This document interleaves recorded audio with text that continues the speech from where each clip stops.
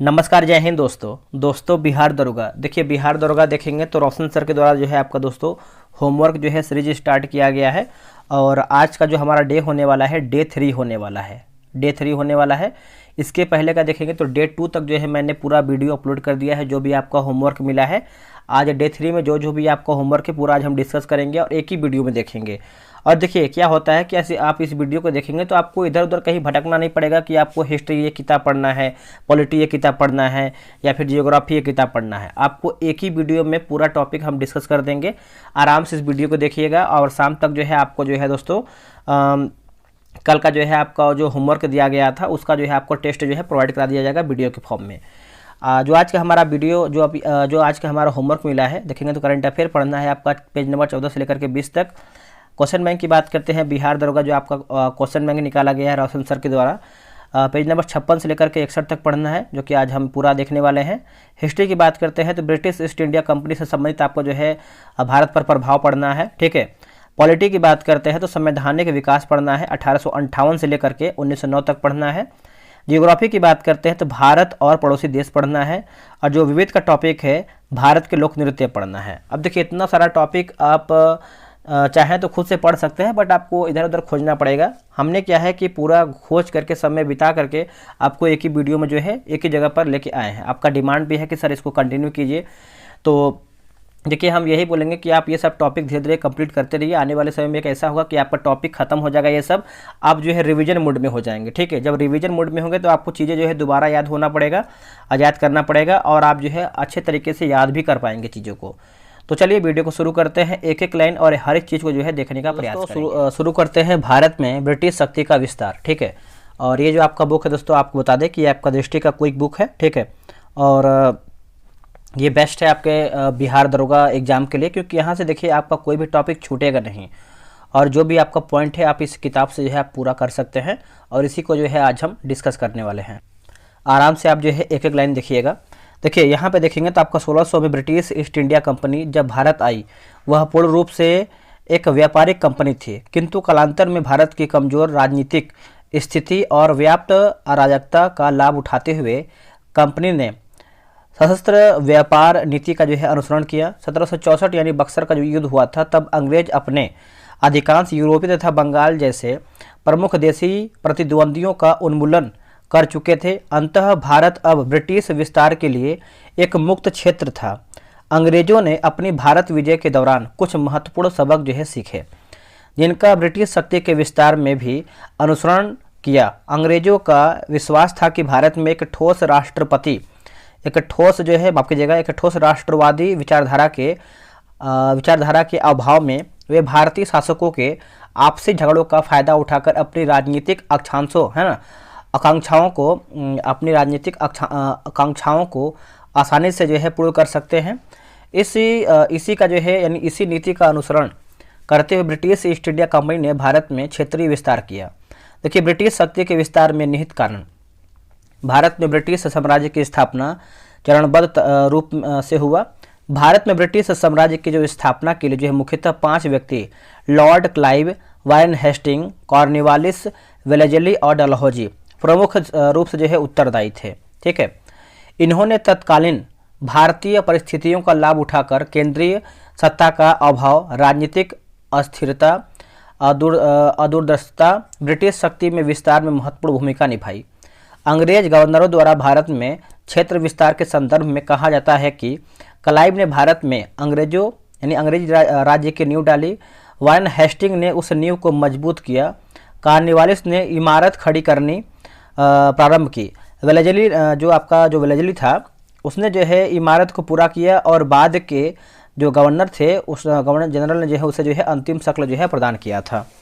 तो आगे देख लेते हैं अगला हमारा क्या है। अगला है कि अंग्रेजों ने भारतीय राजाओं के साथ विजय अथवा कूटनीति के उद्देश्य से कई छोटे बड़े युद्ध किए, और 1857 तक अपने कूटनीति, षड्यंत्र, रणनीति और युद्धों से संपूर्ण भारत पर जो है अधिकार किया। देखिए आपसे एक चीज़ हम बोलेंगे, जो भी आपका जो होमवर्क में टॉपिक दिया जा रहा है आप उसको पूरा कीजिए। अगर आप उसको नहीं पढ़ेंगे तो अगले वाले दिन भी आपको टॉपिक मिलेगा, और ये टॉपिक नहीं पढ़ेंगे तो अगला टॉपिक मतलब बहुत ज़्यादा टॉपिक हो जाएगा। इसलिए आप समय निकाल करके आप इसको भी कीजिए। और जो हम शाम में 75 क्वेश्चन का जो क्वेश्चन अपलोड करते हैं आप उसको भी देखिए, क्योंकि इसी में से जो है 75 प्रश्न जो है छांट करके डाला गया है सेट में, ताकि आप उसको अच्छे से बना पाएँ। तो अगर हम इतना आपके लिए मेहनत कर रहे हैं तो आप भी कुछ मेहनत कीजिए, तभी आप देखिए दारोगा में चयन हो पाएंगे फाइनल तरीके से, ठीक है। तो आगे देखेंगे, सामाजिक धार्मिक दृष्टि से भारत विभिन्न वर्गों, जातियों और संप्रदायों में विभक्त था, जिसके कारण जो है उनकी वफादारी केवल अपनी जाति एवं क्षेत्र तक सीमित रही। फलतः ब्रिटिश के विरुद्ध वे एकजुट होकर बड़ा प्रतिरोध नहीं कर सके। ब्रिटिश काल में अंग्रेजों ने रणनीतिक युद्धों के साथ साथ भारत पर प्रभुत्व बनाए रखने हेतु 3 प्रमुख नीतियां अपनाई, जो निम्न है। जैसे देखेंगे तो लॉर्ड क्लाइव की द्वैत शासन की नीति, वेलेजली की सहायक संधि की नीति, यहाँ से देखिए प्रश्न बनता है। लॉर्ड डलहौजी के व्यापकगत सिद्धांत की नीति आपका हो जाएगा। लॉर्ड क्लाइव का द्वैत शासन पढ़ेंगे हम। देखिए पलासी का जो युद्ध हुआ था 23 जून 1757 का परिणाम बंगाल विजय के रूप में सामने आया। बंगाल मीर जाफर की महत्वाकांक्षा के कारण अराजकता की ओर अग्रसर हुआ। वही लॉर्ड क्लाइव ने आंतरिक संघर्ष का लाभ उठाकर कूटनीति षड्यंत्रों से बंगाल के नवाब सिराजुद्दौला को जो है युद्ध में जो है परास्त किया था। बक्सर का जो युद्ध हुआ था आपका 22 अक्टूबर 1764 के पश्चात हुई इलाहाबाद की संधि 12 अगस्त 1765 से अंग्रेजों को बंगाल, बिहार और उड़ीसा की दीवानी प्राप्त हो गई। कालांतर में बंगाल के नवाब नजमुद्दौला से अंग्रेजों को बंगाल, बिहार और उड़ीसा की दीवानी और निजामत यानी सूबेदारी भी जो है प्राप्त हो गई। ध्यातव्य हो, दीवान और सूबेदार मुगल कालीन प्रांतीय प्रशासन के स्तर पर दो प्रमुख अधिकारी होते थे। दीवानी से अभिप्राय भूमिकर वसूल करना और भूमिकर संबंधी दीवानी मुकदमों का जो है निर्णय करना होता था, जबकि सूबेदारी या फिर निजामत है ना, निजामत का अभिप्राय आंतरिक सुरक्षा, शांति तथा सुव्यवस्था, न्याय व्यवस्था और फौजदारी मुकदमों का निर्णय जो है करना आदि होता था। कंपनी दीवानी और निजामत के कार्यों का निष्पादन अपने भारतीय अधिकारियों के माध्यम से करते थे। दीवानी कार्य के लिए कंपनी ने बंगाल में रजा खां, बिहार में सिताब राय तथा उड़ीसा में जो है राय दुर्लभ को दीवान जो है नियुक्त किया। उपरोक्त व्यवस्था के अतिरिक्त बाकी व्यवस्थाएं पूर्ववत ही बनी रहीं। नवाब के अधिकारी और कर्मचारी प्रशासन में दीवानी कार्यों को छोड़कर से समस्त कार्य जो है पूर्ववत ही संपन्न जो है करते रहें। इस प्रकार बंगाल में एक ही समय में 2 प्रकार की शासन व्यवस्थाएं चलने लगी। यह एक ऐसी व्यवस्था थी जिसमें अधिकार एवं उत्तरदायित्व दोनों को अलग जो है कर दिया गया। इस प्रकार ब्रिटिश कंपनी बंगाल की वास्तविक शासक थी। हालांकि बंगाल का जो शासक था नवाब ही था और प्रशासन का जो उत्तरदायित्व था वो भी उसी के हाथ में था, किंतु नवाब के समस्त अधिकार छीन लिए गए। वह अब जो है स्वतंत्र शासक नहीं था, अपितु वह कंपनी की अनुकंपा और वार्षिक अनुदान पर निर्भर हो गया था। बंगाल में लॉर्ड क्लाइव द्वारा लागू इस व्यवस्था को जो है द्वैत शासन जो है व्यवस्था कहते हैं, ठीक है। तो आप इसको याद रखिएगा। द्वैत शासन स्थापित करने का कारण क्या था? देखिए बक्सर जो युद्ध हुआ था 1764 में, विजय के पश्चात कंपनी यदि सीधे ही सत्ता के हाथ में लेती तो कंपनी का वास्तविक साम्राज्यवादी चेहरा जनता के समक्ष आ जाता, जिससे जो है स्थानीय विद्रोह भड़कने तथा अन्य विदेशी प्रतिद्वंदियों के एकजुट होने का जो है अंदेशा था, ठीक है। कंपनी को मुगल बादशाह से दीवानी अधिकार तो मिल गया, किंतु अन्य विदेशी कंपनियां उसके इन अधिकारों को चुनौती देते हुए कर यानी टैक्स देने से जो है मना कर सकती थी। कंपनी के पास उस समय इतना पर्याप्त संख्या बल नहीं था कि वह कंपनी के कार्यों के साथ साथ बंगाल की प्रशासनिक व्यवस्था संभाल सके। साथ ही कंपनी के पास जो कर्मचारी और अधिकारीगण थे वे भी स्थानीय रीति रिवाज व परंपराओं से अनभिज्ञ थे। बोर्ड ऑफ डायरेक्टर्स उस समय प्रादेशिक नियंत्रण करने की अपेक्षा आधिकारिक आर्थिक लाभ की आकांक्षा रखते थे। सीधे प्रशासनिक उत्तरदायित्व लेने पर आर्थिक लाभ में कमी की भी संभावना थी। इसके अतिरिक्त राजनीतिक सत्ता प्राप्त करने पर उन्हें इंग्लैंड की संसद के जो है हस्तक्षेप का भी भय था। देखिए द्वैत शासन से ब्रिटिश कंपनी को लाभ क्या था? जैसे ब्रिटिश कंपनी को प्रशासनिक सुविधा, बंगाल में जिस समय द्वैत शासन स्थापित किया गया उस समय की परिस्थितियों के अनुसार वह उचित था। ब्रिटिश कंपनियों को इससे जो है प्रशासनिक सुविधा मिली। द्वैत शासन से कंपनी का प्रशासकीय कार्यभार अत्यंत कम रहा और बंगाल पर उसका जो है पूर्ण नियंत्रण जो है बना रहा। बाहरी संघर्ष से बचाव। देखिए, ब्रिटिश कंपनी यदि बंगाल के नवाब को पृथक कर स्वयं शासन चलाती तो वह उस समय जो है अन्य यूरोपीय कंपनियों तथा भारतीय शासकों के विरोध का जो है कारण बन सकता था। परिणामतः भारतीय शासकों और यूरोपीय कंपनियों के सम्मिलित विरोध का सामना कर पाना कंपनी के लिए लगभग असंभव जो है जैसा होता था। आर्थिक लाभ। देखिए, ब्रिटिश कंपनी यदि स्वयं प्रशासन चलाती तो उसे नवीन अधिकारी व कर्मचारी ऊंचे वेतन पर रखने पड़ते थे। इससे अधिक भार में वृद्धि होती थी। नवाब के कम वेतन के कर्मचारियों द्वारा प्रशासन चलाए जाने से और प्रशासन व अन्य व्यय के लिए नवाब को जो है प्रतिवर्ष निर्धारित धनराशि देने से ब्रिटिश कंपनी को उल्लेखनीय आर्थिक बचत हुई। द्वैत शासन से बंगाल पर प्रभाव, इसको समझिएगा। देखिए, उत्तरदायित्व का अभाव है ना, उत्तरदायित्व का अभाव। देखिए, द्वैत शासन का सबसे गंभीर दोष यह था कि बंगाल में उत्तरदायित्व रहित अधिकार और अधिकार रहित उत्तरदायित्व का दूषित वातावरण बन गया। बंगाल, बिहार और उड़ीसा का समस्त भूमि कर नवाब के भारतीय अधिकारियों द्वारा वसूल कर कंपनी के कोष में जमा किया जाने लगा। सुरक्षा व्यवस्था के लिए सेना कंपनी की होती थी, जबकि कंपनी का प्रशासन का कोई उत्तरदायित्व नहीं था। शासन प्रबंधन नवाब के अधिकारी ही करते थे, किंतु इन व्यवस्थाओं के लिए उनके पास राजकोष या धन नहीं था। इस प्रकार द्वैत शासन में सत्ता, अधिकार और धन कंपनी के पास थे और समस्त उत्तरदायित्व नवाब पर जो है आरोपित कर दिए गए थे। शोषण, कुप्रशासन और अराजकता। देखिए, बंगाल का राजकोष सेना कंपनी के अधिकार में थी, जिनका उन्होंने पूरा रणनीतिक फायदा उठाया, किंतु प्रशासन की ओर कंपनी ने जरा भी ध्यान नहीं दिया। इससे शांति और न्याय व्यवस्था बिगड़ गई। कंपनी के पास धन, सत्ता और अधिकार थे, किंतु जनता के प्रति उन्हें जो है सहानुभूति नहीं थी। परिणाम स्वरूप राज्य में अराजकता का वातावरण जो है बन गया।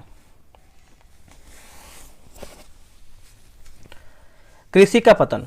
देखिए, द्वैत शासन के दौरान कृषि व्यवस्था को क्षति पहुंची, क्योंकि इस दौरान राजस्व वसूली का कार्य अधिकाधिक बोली लगाने वाले व्यक्ति को ठेके पर दिया जाने लगा। इस व्यवस्था का दुष्परिणाम यह हुआ कि भार में वृद्धि हुई और वसूली भी कठोरता पूर्वक की जाने लगी। परिणाम स्वरूप कृषकों का शोषण प्रारंभ हो गया। इस तरह की कृषि अवनति का गंभीर प्रभाव वर्ष 1770 के अकाल के दौरान देखा गया, जब बंगाल में जान माल की व्यापक हानि हुई। ठीक है। उद्योग धंधों का पतन। देखिए, द्वैत शासन का गंभीर प्रभाव व्यापार और वाणिज्य की अवनति के रूप में भी प्रकट हुआ। 1717 में कंपनी को जारी कर मुक्त व्यापार व्यवस्था से कंपनी का बंगाल के व्यापार पर एकाधिकार हो गया, जो बंगाल में द्वैत शासन की व्यवस्था के बाद और बढ़ गया। इस अधिकार का दुरुपयोग कंपनी के अधिकारियों ने बंगाल के व्यापारियों और उत्पादकों से कम मूल्य पर वस्तुएं खरीदने में किया, जिससे जो है स्थानीय व्यापारियों की स्थिति जो है बदतर हो गई थी। ठीक है। कंपनी ने इंग्लैंड के कपड़ा उद्योग को प्रोत्साहित करने के लिए बंगाल के कपड़ा उद्योग को हतोत्साहित किया। वस्तुतः बंगाल में कच्चे रेशम के उत्पादन को तो समर्थन दिया गया, लेकिन बुनकरों को कम दाम पर कंपनी के साथ कार्य करने के लिए बाध्य किया गया। इसके अलावा जो है व्यापार पर एकाधिकार बढ़ने से भारतीय उत्पादकों एवं शिल्पकारों के लिए कार्य करना अब लाभप्रद नहीं रह गया। ठीक है।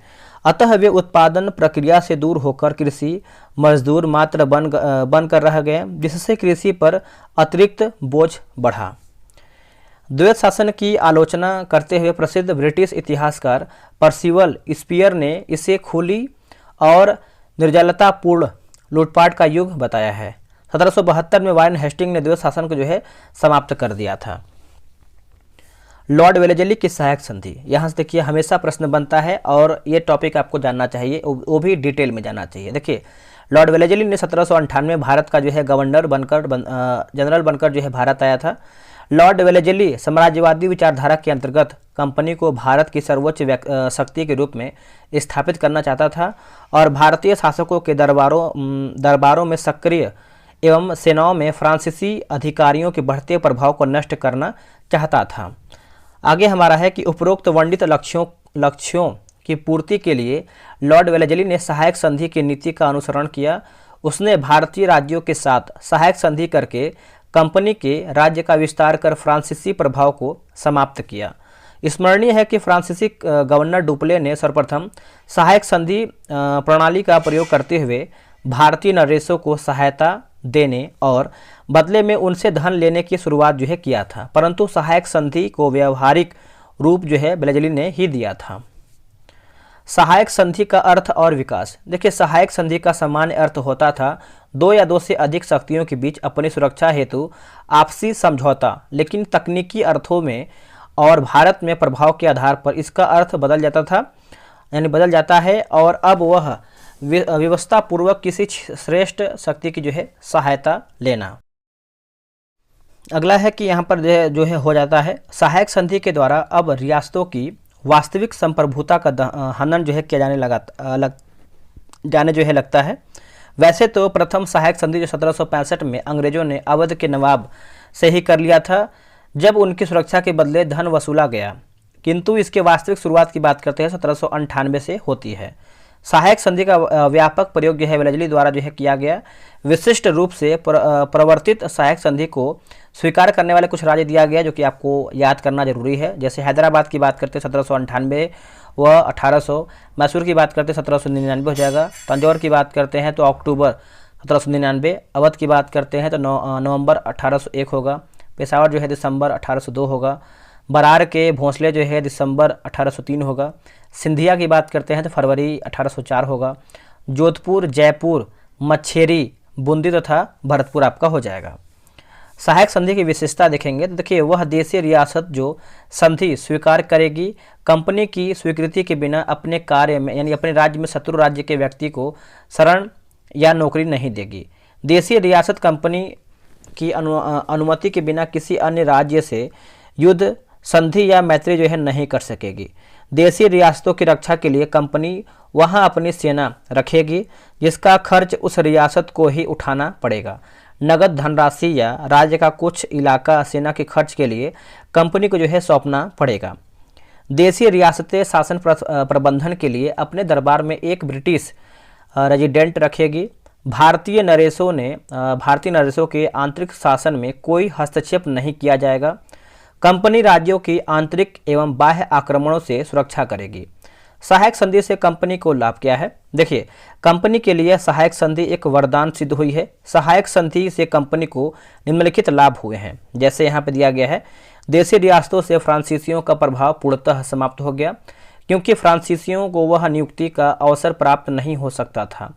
कंपनी का प्रभुत्व भारत में स्थापित हो गया। कंपनी की प्रतिष्ठा एवं शक्ति में वृद्धि हुई।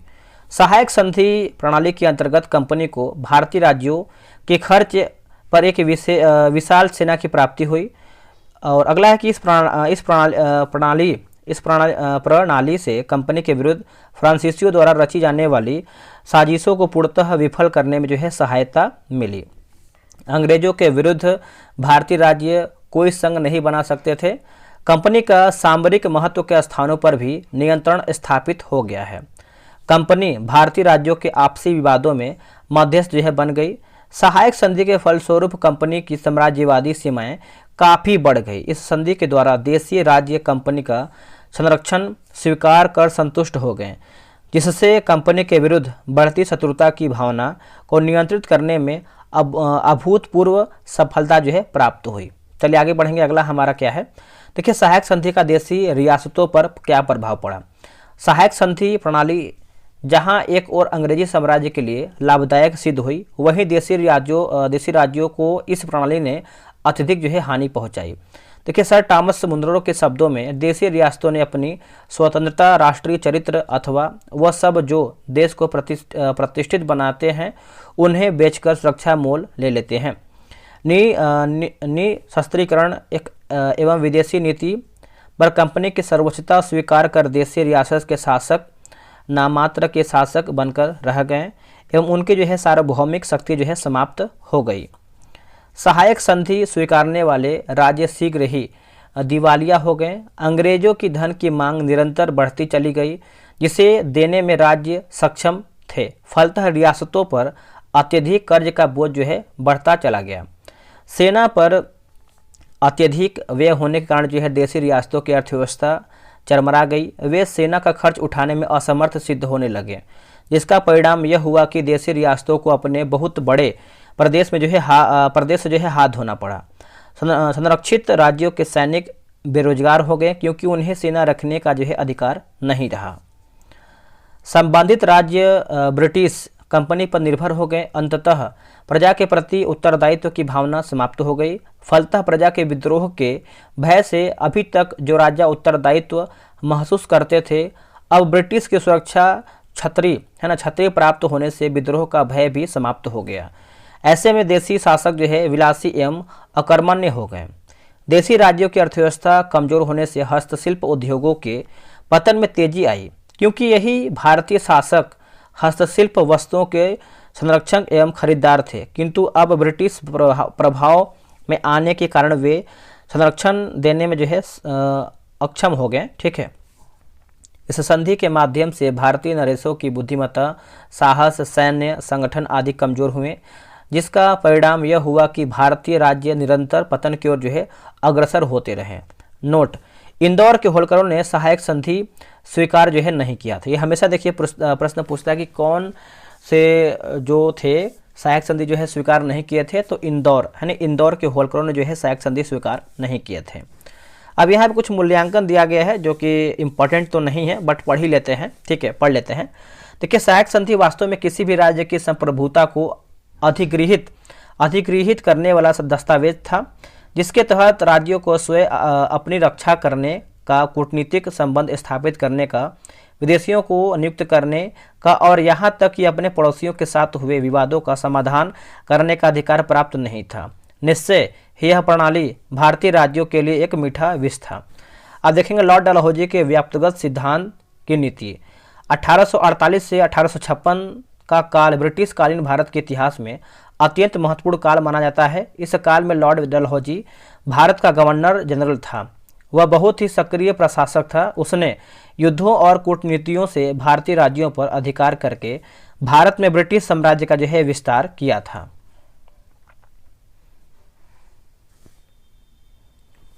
डलहौजी द्वारा जो नीति भारतीय राज्यों के प्रति अपनाई गई, वह उसके पूर्ववर्ती गवर्नरों की नीतियों से भिन्न थी। डलहौजी ने इस सिद्धांत पर कार्य किया कि जिस प्रकार भी संभव हो सके ब्रिटिश साम्राज्य का जो है विस्तार किया जाएगा।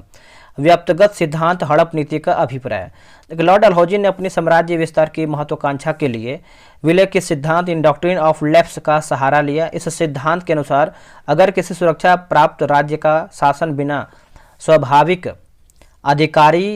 अधिकारी के मर जाए तो उसका राज्य उसके दत्तक पुत्र यानी गोद लिया हुआ पुत्र को जो है नहीं सौंपा जाएगा। ध्यातव्य हो, भारत में गोद लेने की प्रथा प्राचीन काल से विद्यमान रही और धर्म एवं परंपरा दोनों में यह अधिकार सदैव रहा। लेकिन डलहौजी ने साम्राज्य विस्तार के लिए व्यक्तिगत सिद्धांत को नया हथियार बनाया, जिसके तहत उसने उत्तराधिकारी गोद लेने की प्रथा पर पाबंदी लगाई तथा संतानहीन शासकों के राज्यों को जो है अंग्रेजी साम्राज्य में जो है मिलाने का प्रयत्न भी किया था।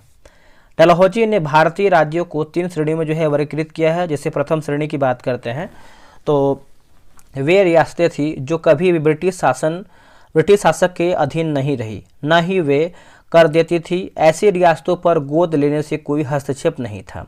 द्वितीय श्रेणी में वे रियासतें थी जो मुगल सम्राट अथवा पेशवा के अधीन थी और उन्हें कर देती थी, परंतु अब वे अंग्रेजों की अधीनस्थ थी। इस श्रेणी के राज्यों के शासकों के लिए यह व्यवस्था था कि वे उत्तराधिकारी गोद लेने के पहले सरकार की सहमति प्राप्त करें।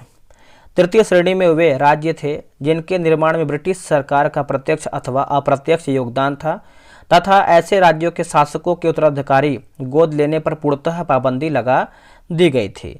हड़प नीति का क्रियान्वयन। देखिए,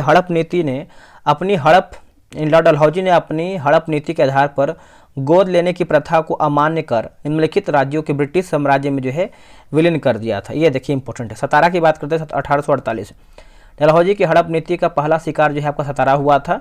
सतारा के राजा जो है अप्पा साहिब ने अपनी मृत्यु से पूर्व एक बालक गोद लिया था, परंतु डलहौजी ने उस उत्तराधिकारी को यह कहकर अमान करार दिया कि सतारा राज्य की लॉर्ड हेस्टिंग ने पुनर्स्थापित किया था। जैतपुर और संबलपुर 1849। उड़ीसा में संबलपुर राज्य का शासक नारायण सिंह निसंतान मर गया। मृत्यु पूर्व वह कोई पुत्र गोद नहीं ले सका था, इसलिए विधवा रानी ने शासक प्रबंधन अपने हाथ में ले लिया, लेकिन डलहौजी ने इसे अमान्य घोषित करते हुए संबलपुर को तथा उसी दौरान बुंदेलखंड में स्थित जैतपुर को हड़प नीति के आधार पर 1849 में ब्रिटिश साम्राज्य में यानी फिर ब्रिटिश राज्य में मिला लिया। डलहौजी ने आगे इसी नीति का बजट जो है बघाट 1850, उदयपुर 1852, झांसी 1853, नागपुर 1854 का जो है विलय किया था। हड़प नीति की समीक्षा। देखिए, लॉर्ड डलहौजी की हड़प नीति से ब्रिटिश साम्राज्य सुदृढ़ एवं संगठित हुआ। भारत में ब्रिटिश कंपनी की राज्य की सीमाओं का अत्यधिक विस्तार हुआ, किंतु डलहौजी के इस साम्राज्य विस्तार का नैतिक, न्यायिक और निष्पक्ष रूप से समर्थन नहीं किया जा सकता था। अंग्रेजों ने सर्वोच्चता का अधिकार केवल शक्ति के आधार पर प्राप्त किया था। इसके पीछे कोई नैतिक या कानूनी अधिकार प्राप्त नहीं था। डलहौजी की हड़प नीति अनैतिकता, अत्याचार और स्वार्थ से आपका जो है परिपूर्ण थी। डलहौजी ने अपनी इस नीति से देश की प्रजा में असंतोष की भावना भर दी, जिससे ब्रिटिश विरोधी तत्वों को बढ़ावा मिला। परिणामतः डलहौजी के वापस जाते ही 1857 का विद्रोह फूट पड़ा एवं 1858 में ब्रिटिश सरकार ने देशी रियासतों के प्रति अधीनस्थ संघ की नीति अपनाई। देशी रियासतों के प्रति जो है ब्रिटिश नीति, ब्रिटिश शासन की रियासतों के प्रति कोई अस्थायी नीति नहीं था। हालांकि उन्होंने देश, काल एवं परिस्थिति के अनुसार राजनीतिक सर्वोच्चता को प्राप्त करने के लिए विभिन्न प्रकार की नीतियों का जो है अनुसरण किया। विलियम बी वार्नर ने अपनी पुस्तक the native states of India में रियासतों के प्रति ब्रिटिश नीति को 3 चरणों में जो है वर्गीकृत किया है।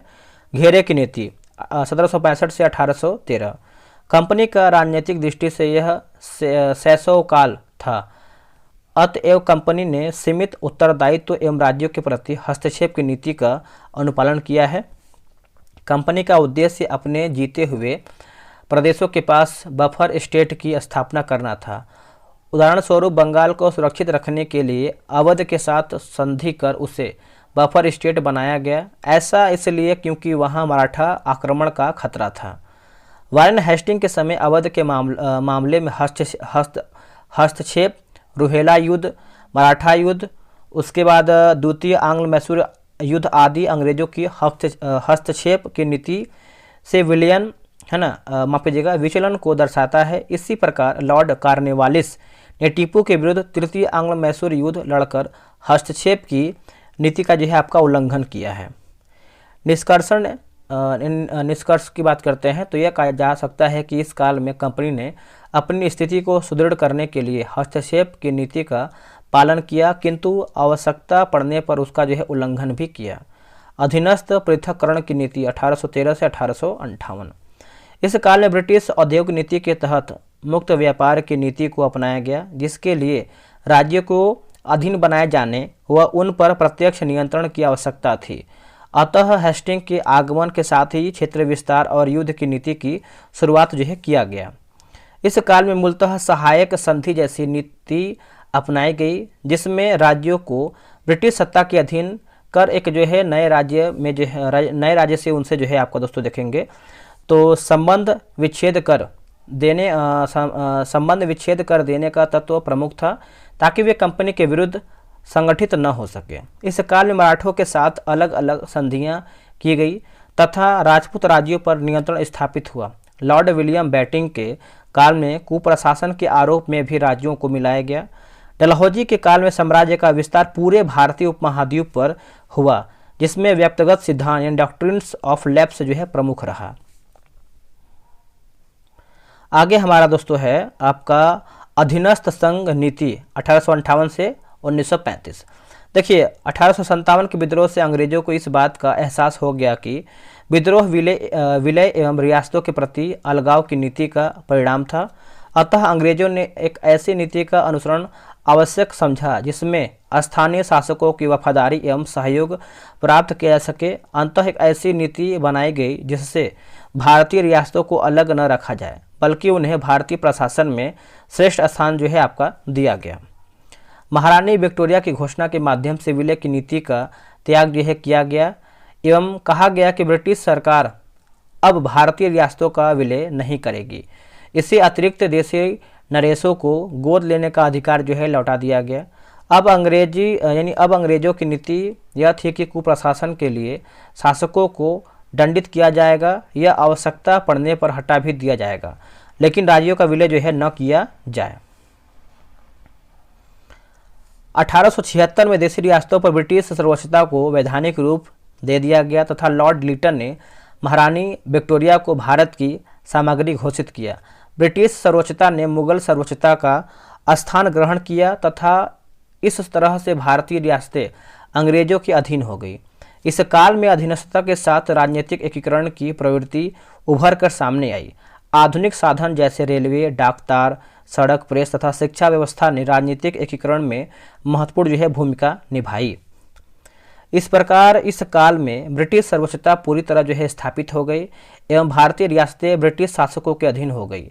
समान संघ की नीति 1935 से 1947। देखिए इस समय तक भारतीय राष्ट्रवाद परिपक्व हो चुका था तथा राष्ट्रीय भावनाओं को नियंत्रित करने के लिए अस्त्र के रूप में संवैधानिक सुधारों को लक्ष्य बनाया गया। इसी संदर्भ में 1935 का भारत शासन अधिनियम पारित हुआ, जिसमें भारतीय राज्यों का एक संघ बनाने की बात की गई, यद्यपि संघ अस्तित्व में नहीं आया।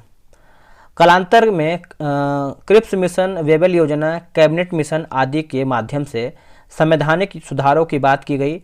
माउंटबेटन योजना में ब्रिटिश सर्वोच्चता की समाप्ति की बात की गई। अंततः 1947 में भारतीय स्वतंत्रता अधिनियम पारित हुआ और भारत से ब्रिटिश सत्ता की जो है समाप्ति हुई। दोस्तों हमारा ये टॉपिक जो है समाप्त होता है। अगला टॉपिक हम देख, तो जो हमारा अगला पॉइंट होने वाला है, तो अगला हम देखेंगे पॉलिटी देखेंगे। ये आपका संवैधानिक विकास है जो कि 1858 से लेकर के 1909 तक होने वाला है। ठीक है, तो चलिए 1858 से हम इसको जो है शुरू करते हैं। तो ये रहा आपका ब्रिटिश ताज के अंतर्गत पारित अधिनियम। यह आपका भारत शासन अधिनियम 1858 से आपका शुरू होगा। देखिए 1857 की क्रांति के फलस्वरूप ब्रिटिश क्राउन ने भारत का शासन अब कंपनी के हाथों में ले लिया। इस अधिनियम के तहत जो है भारत के संवैधानिक व्यवस्था में महत्वपूर्ण जो है परिवर्तन किए गए, जो निम्नलिखित हैं। देखते हैं इसको हम। देखिए कोर्ट ऑफ डायरेक्टर्स तथा बोर्ड ऑफ कंट्रोल को समाप्त कर उनके अधिकार ब्रिटिश मंत्रिमंडल के एक सदस्य को सौंपे गए। ब्रिटिश मंत्रिमंडल के उस सदस्यों को भारत राज्य जो है यानी भारत राज्य सचिव का जो है पद दोस्तों प्रदान किया गया। भारत राज्य सचिव की सहायता के लिए जो है आपका 15 सदस्यीय यानी भारत परिषद का जो है गठन किया गया, जिसके जो है सदस्य देखेंगे तो भारत सचिव सहित को वेतन भारतीय राजस्व से आपको दोस्तों जो है दिया जाना था। इस अधिनियम के तहत देखेंगे तो यह भी व्यवस्था किया गया कि इन सदस्यों में से कम आधे ऐसे सदस्य हों जो भारत में 10 वर्ष तक सेवा दे चुके हों और नियुक्ति के समय उन्हें भारत से आए अधिक से अधिक 10 वर्ष हुए हों। भारतीय मामलों पर ब्रिटिश संसद का हिस्सा जो है नियंत्रण स्थापित हो गया और मुगल सम्राट के पद को जो है समाप्त भी कर दिया गया था। भारत का राज्य सचिव अपने कार्यों के लिए ब्रिटिश संसद के प्रति उत्तरदायी होता था। भारत के गवर्नर जनरल को वायसराय की उपाधि दिया गया तथा वह क्राउन का सीधा प्रतिनिधि बन गया। भारत का जो प्रथम वायसराय था आपका लॉर्ड कैनिंग था। कौन था? Lord Canning. यहाँ से देखिए आपका प्रश्न बनता है, आप इस चीज़ को याद रखिएगा। चलिए आगे देखेंगे। गवर्नर जनरल को द वायसराय ऑफ इंडिया का पदनाम भी दिया गया। वह प्रतिवर्ष भारत की नैतिक एवं आर्थिक प्रगति की रिपोर्ट ब्रिटिश संसद के समक्ष जो है आपका प्रस्तुत करता था।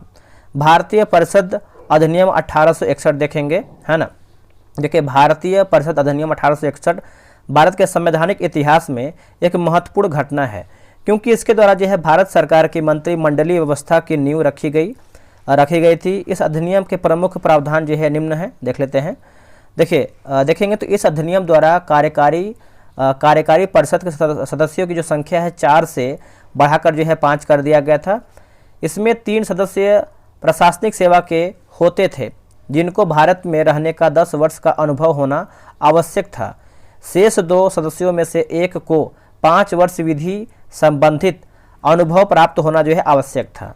वायसराय की विधान परिषद में न्यूनतम 6 और अधिकतम 12 जो है अतिरिक्त मनोनीत सदस्यों का प्रावधान किया गया था। इनमें देखेंगे तो कम से कम आधे सदस्यों का गैर सरकारी होना आवश्यक था, किंतु इनकी जो शक्तियां हैं विधि निर्माण तक ही जो है सीमित होती थी।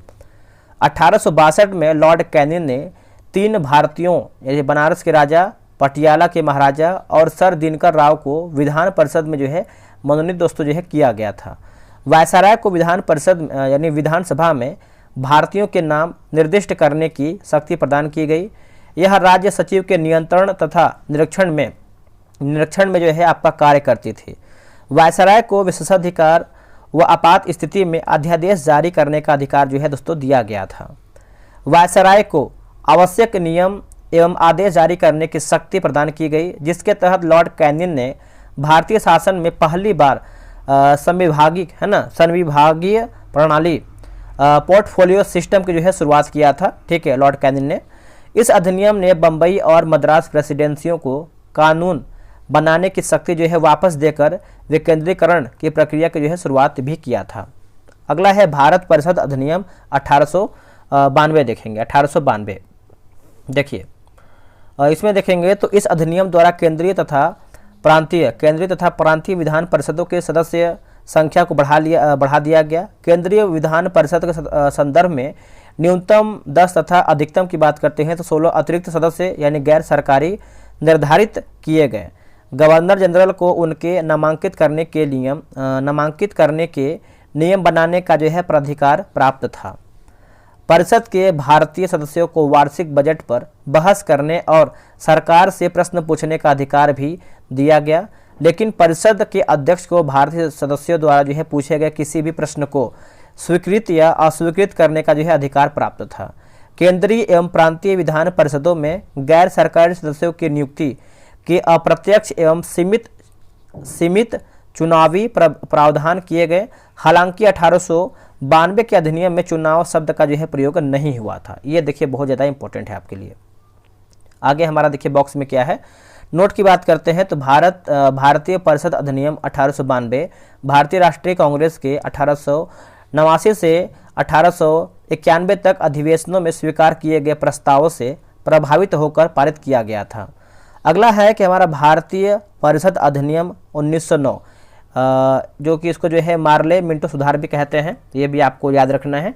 और ये आपका जो है आखिरी है, क्योंकि देखिए हमको देखना था आपका 1858 से लेकर के 1909 तक देखना था। देखिए इस अधिनियम द्वारा जो है परिषदों व उनके कार्यक्षेत्रों का अधिक विस्तार किया गया और उन्हें प्रातिनिधिक एवं प्रभावी बनाने के लिए उपाय किए गए। इस अधिनियम की प्रमुख विशेषताएं निम्नलिखित थी। केंद्रीय विधान परिषद में सरकारी सदस्यों के बहुमत की व्यवस्था किया गया, जो प्रांतीय विधान परिषदों में गैर सरकारी सदस्यों के बहुमत की व्यवस्था थी। सत्येंद्र प्रसाद सिन्हा वायसराय की कार्यकारिणी परिषद में नियुक्त होने वाले प्रथम व्यक्ति यानी प्रथम भारतीय थे जो कि विधि सदस्य थे। विधान परिषद के सदस्यों को बजट अंतिम रूप से स्वीकार करने से पूर्व बजट पर वाद विवाद करने तथा प्रस्ताव पारित करने का अधिकार दिया गया। सदस्यों को पूरक प्रश्न पूछने का भी दोस्तों जो है अधिकार दिया गया था। ठीक है, सदस्यों को सार्वजनिक हित से संबंधित विषयों की विवेचना करने प्रस्ताव पारित करने का जो है अधिकार भी प्रदान जो है किया गया था। इनके तहत जाति, वर्ग, धर्म आदि के आधार पर पृथक निर्वाचन प्रणाली अपनाई गई, जिसमें presidency, corporation, chamber of commerce तथा जमींदारों को पृथक प्रतिनिधित्व जो है दिया गया। पहली बार केंद्रीय विधान परिषद हेतु मुस्लिम वर्ग के लिए जो है भी पृथक जो है निर्वाचन की व्यवस्था जो है की गई थी। अब यहाँ पे देखिए नोट में दिया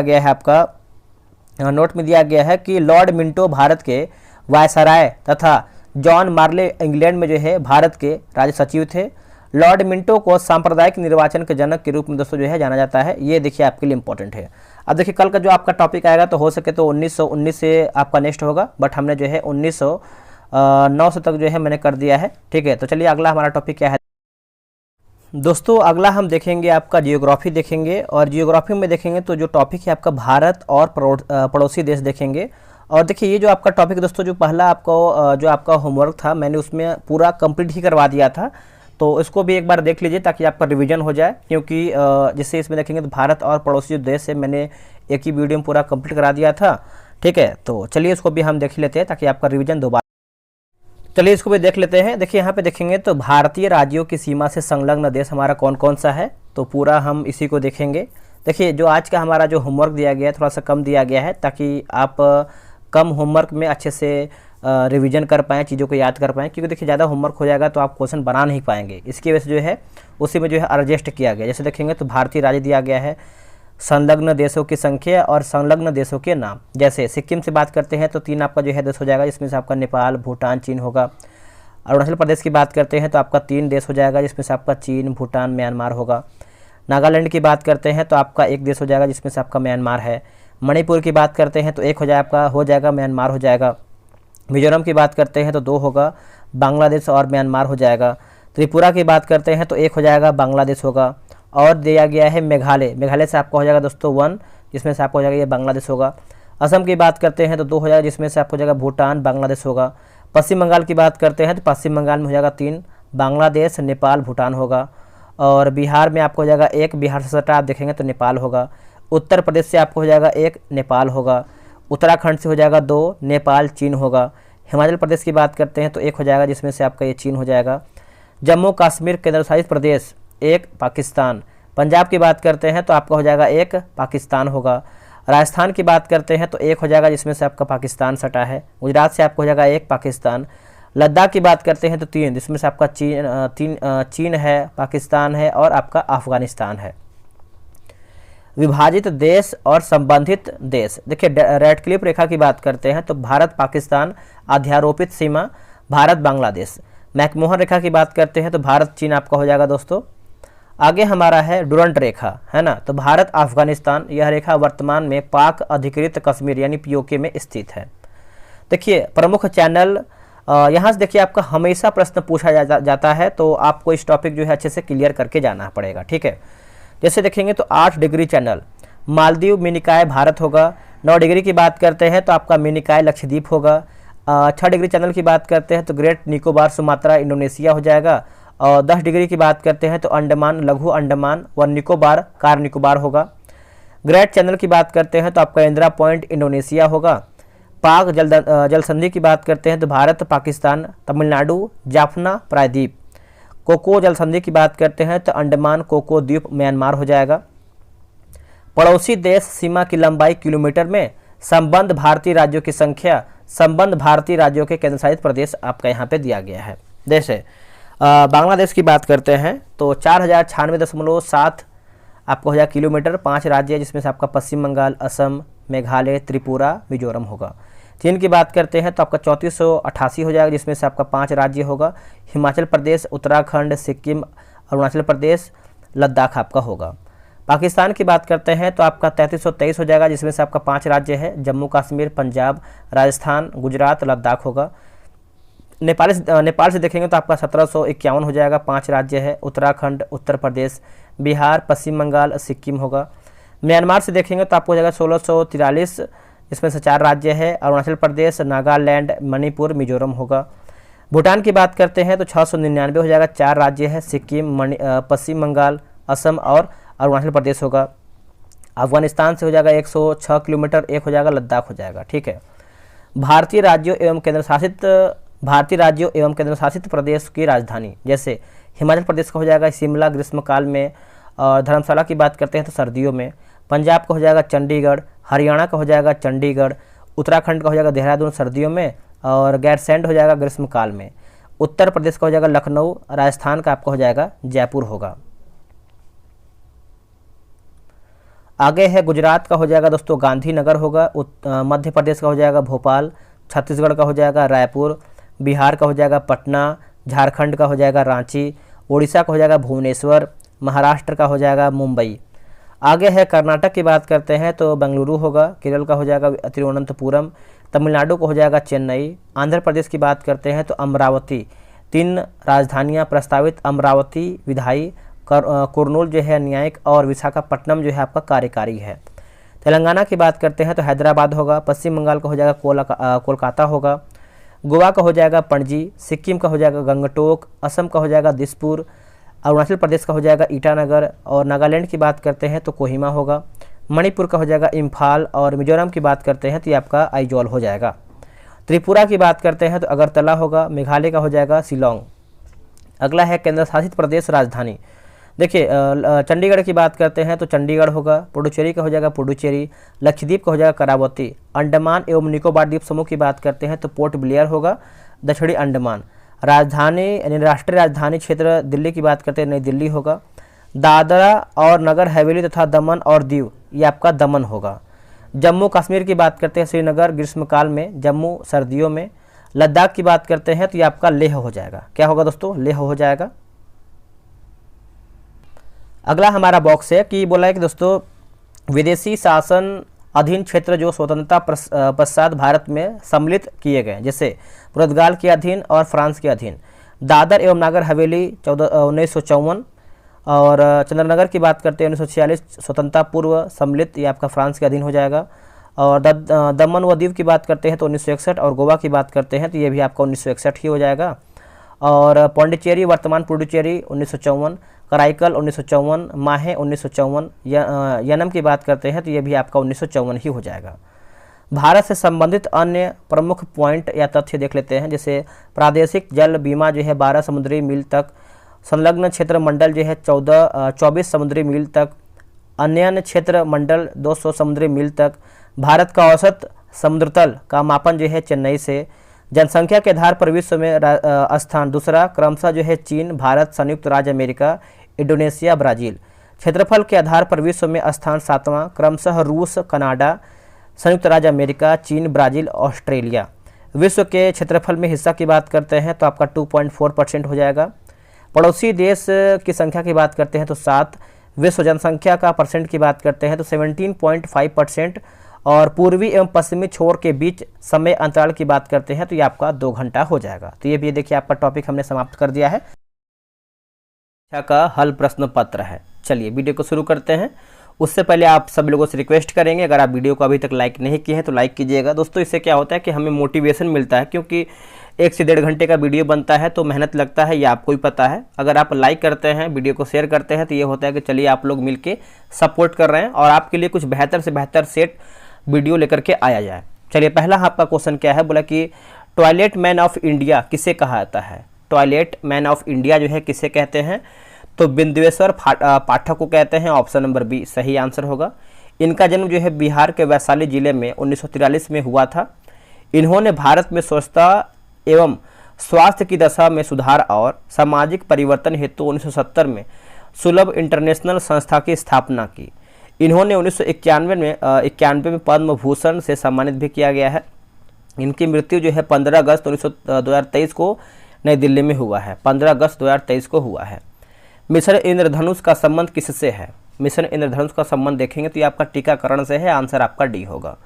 मिशन इंद्रधनुष अभियान को भारत सरकार के केंद्रीय स्वास्थ्य मंत्रालय द्वारा सभी बच्चों को टीकाकरण के अंतर्गत लाने के लिए 25 दिसंबर 2014 को प्रारंभ किया गया था। मिशन इंद्रधनुष में बच्चों को 7 टीके या फिर डिप्थीरिया, काली खांसी, टेटनस, पोलियो, खसरा, टीबी तथा हेपेटाइटिस बी लगाने का प्रावधान है। विश्व पर्यावरण दिवस जो है कब मनाया जाता है? तो विश्व पर्यावरण दिवस देखेंगे तो ये मनाते हैं 5 जून को। ऑप्शन नंबर ए राइट होगा। विश्व पर्यावरण दिवस यूनेप की पहल है। इसका निर्णय स्टॉकहोम सम्मेलन 1972 में लिया गया था। पहला विश्व पर्यावरण दिवस 1974 में मनाया गया था। संयुक्त राष्ट्र पर्यावरण कार्यक्रम यानी यूनेप का गठन संयुक्त राष्ट्र महासभा की स्वीडन यानी स्टॉकहोम में मानव पर्यावरण पर हुई कॉन्फ्रेंस के परिणाम स्वरूप 5 जून 1972 को हुआ है। यूनेप की मुख्यालय की बात करते हैं तो नैरोबी यानी केन्या में है। एमिशन गैप रिपोर्ट तथा वैश्विक पर्यावरण आउटलुक रिपोर्ट यूनेप द्वारा जो है जारी कर, यानी यूनेप जारी करता है। प्रथम पृथ्वी सम्मेलन कहाँ आयोजित किया गया था? तो यह किया गया था रियो डी जेनेरियो हो जाएगा, ऑप्शन नंबर बी राइट होगा। वर्ष 1992 में ब्राजील के रियो डी जेनेरियो शहर में पर्यावरण संरक्षण तथा सामाजिक आर्थिक विकास से जुड़ी तत्कालिक समस्याओं का समाधान खोजने के उद्देश्य से पृथ्वी शिखर सम्मेलन आयोजित जो है किया गया था। इसमें बोला कि इस सम्मेलन में सतत विकास हेतु वैश्विक कार्य है ना, वैश्विक कार्य योजना एजेंडा 21 को अपनाया गया था।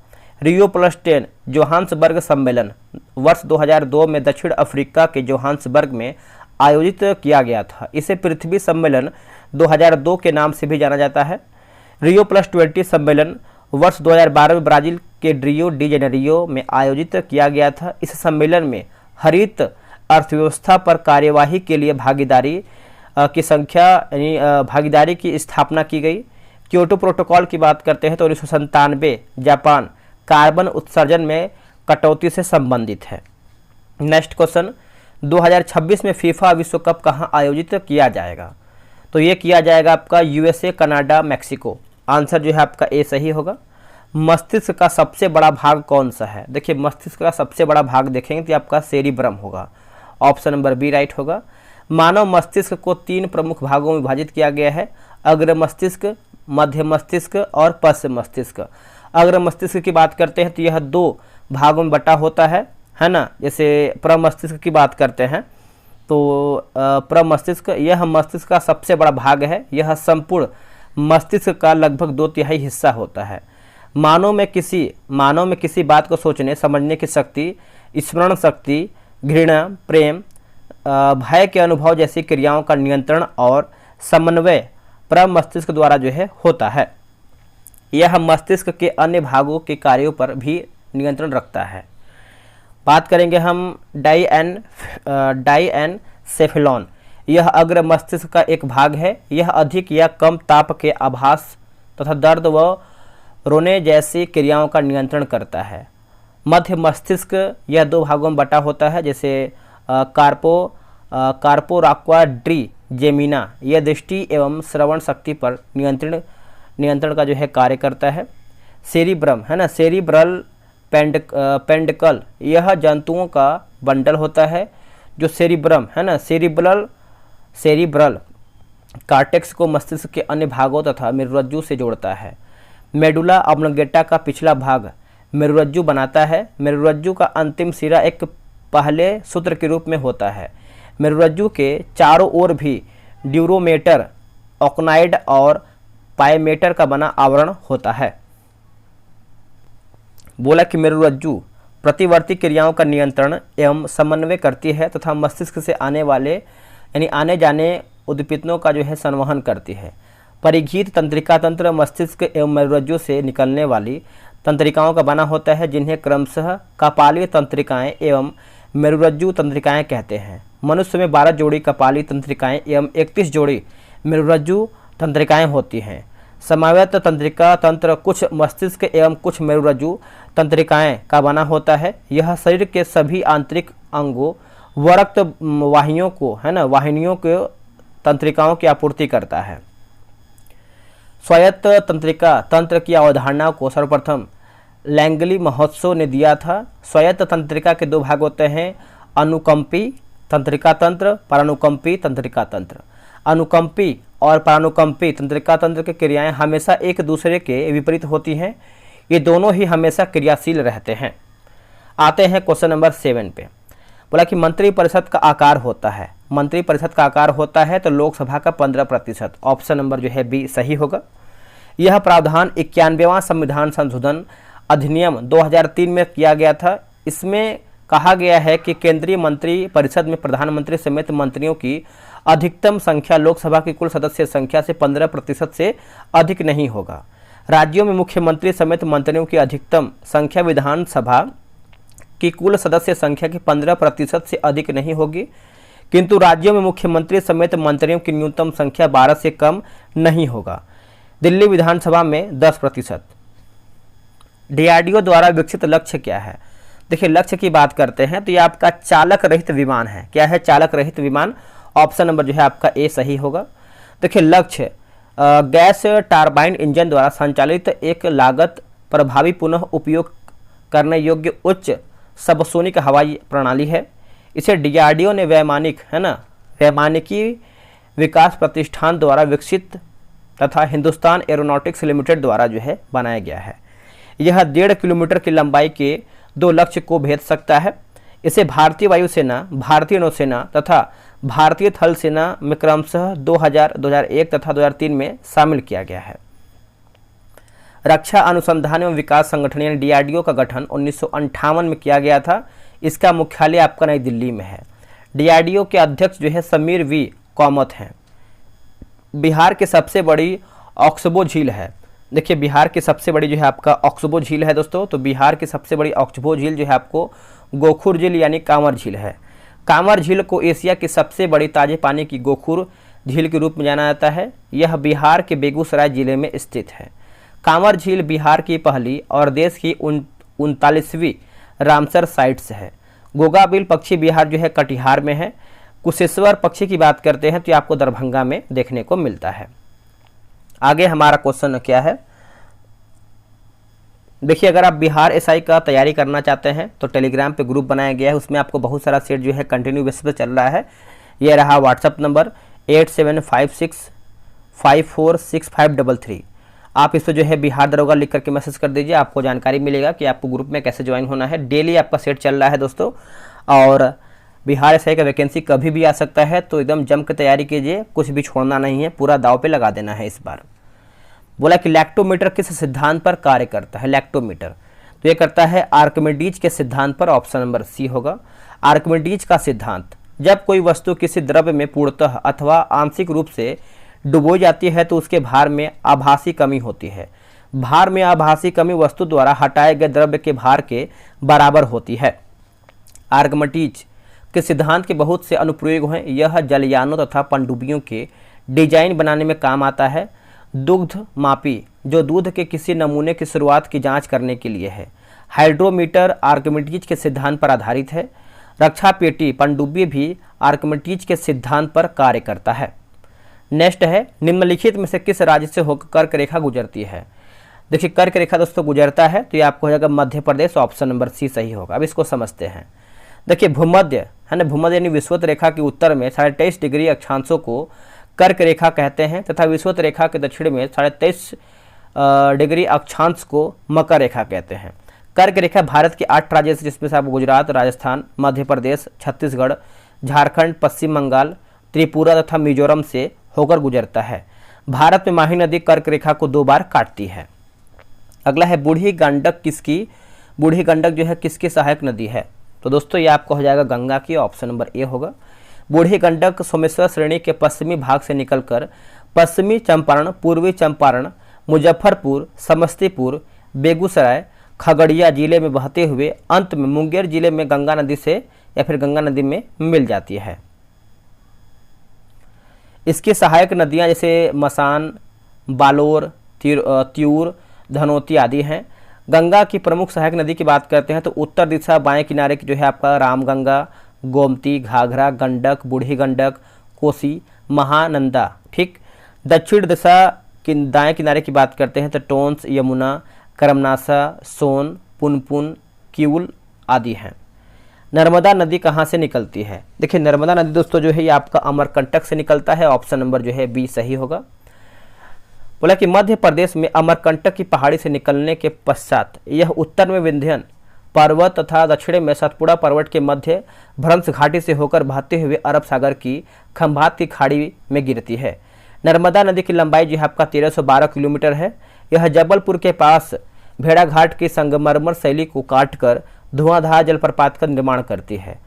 और सांग नर्मदा में दाएं तट से मिलने वाली एक प्रमुख नदी है। नर्मदा नदी अपने मुहाने पर एस्सुरी यानी ज्वारंद मुख बनाती है तथा यानी तवा जो है यहाँ पे बंजर यहाँ पर देखिए बनाती है। तवा, बंजर, शेष आदि इसकी अन्य सहायक नदियाँ हैं। सरदार सरोवर बांध नर्मदा नदी पर स्थित है। बंगाल की दीवानी अधिकार जो है अंग्रेज कौन मिली। बंगाल की दीवानी अधिकार अंग्रेजों को मिली। तो इसका आंसर हो जाएगा इलाहाबाद की संधि द्वारा। ऑप्शन नंबर ए सही होगा। देखिए इलाहाबाद की प्रथम संधि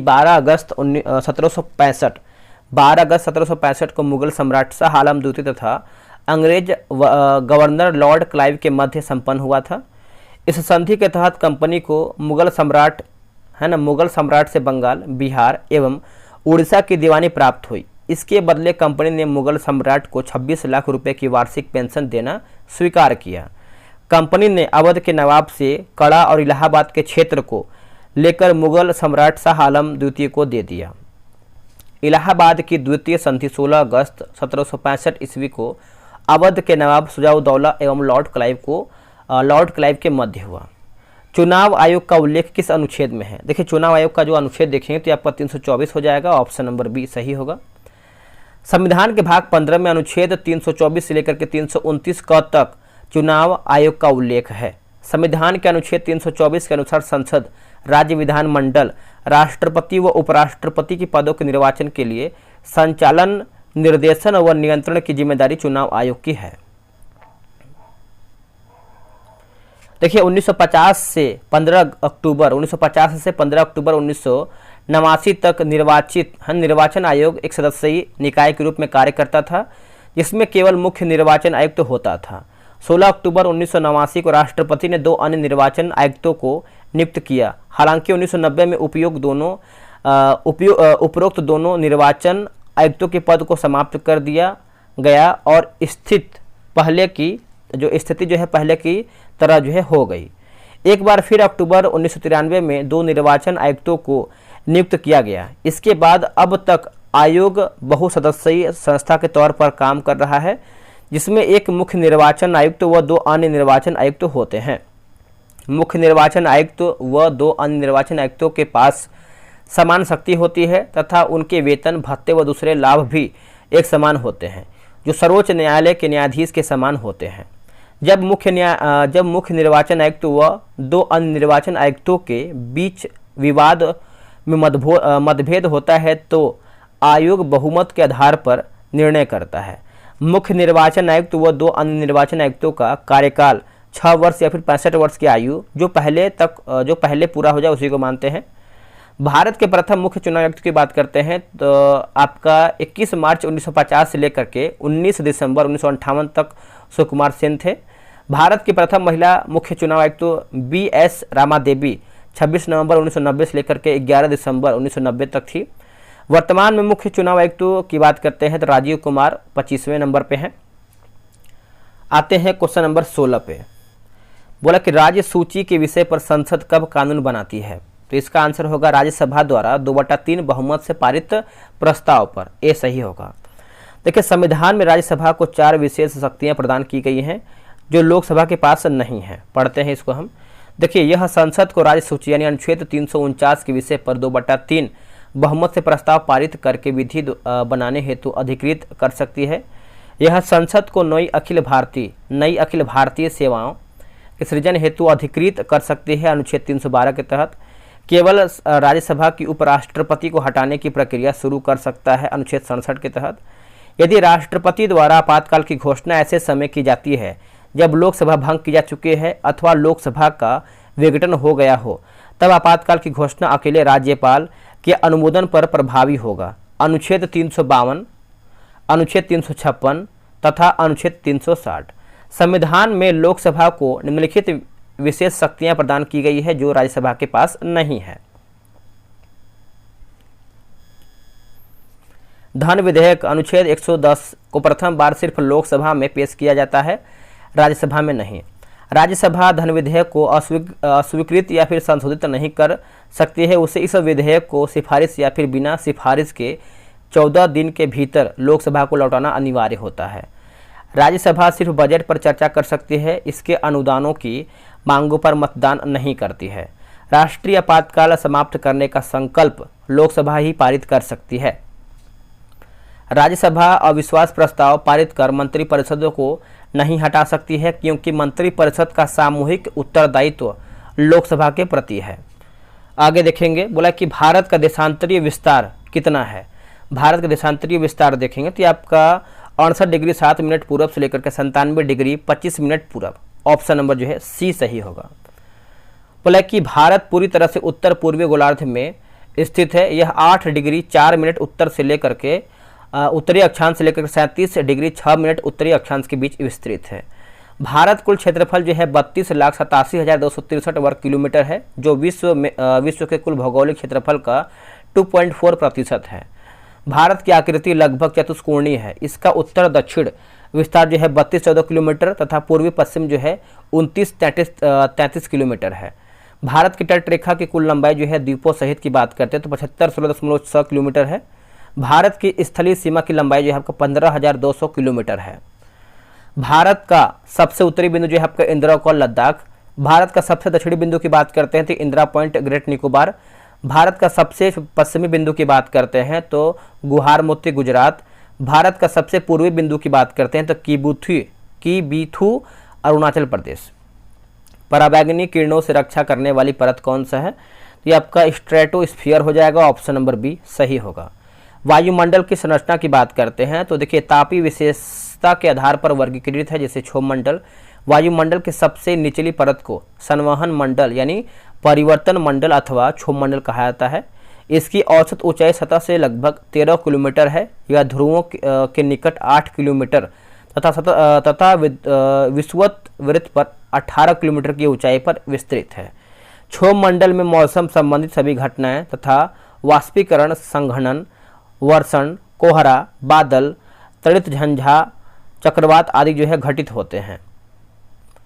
अगला कि सीता माता की जयंती कब मनाई जाती है? देखिए सीता माता की जयंती की बात करते हैं तो वैशाखी माह के शुक्ल पक्ष की नवमी को मनाते हैं, ऑप्शन नंबर बी सही होगा। देखिए हिंदू कैलेंडर के अनुसार सभी महीनों के नाम जैसे चैत्र, वैशाख, ज्येष्ठ, आषाढ़, श्रावण, भाद्र, आश्विन, कार्तिक, मार्गशीर्ष, अगहन इसको बोलते हैं, और पौष, माघ और फाल्गुन। ठीक, चैत्र माह के हिंदू नववर्ष की शुरुआत जो है होती है चैत्र माह से।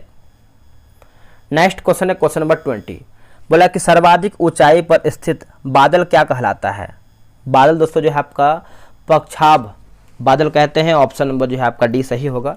बादलों का वर्गीकरण की बात करते हैं तो औसत ऊंचाई के आधार पर बादलों को 3 मुख्य वर्गों तथा 10 उपवर्गों में जो है बांटा जाता है।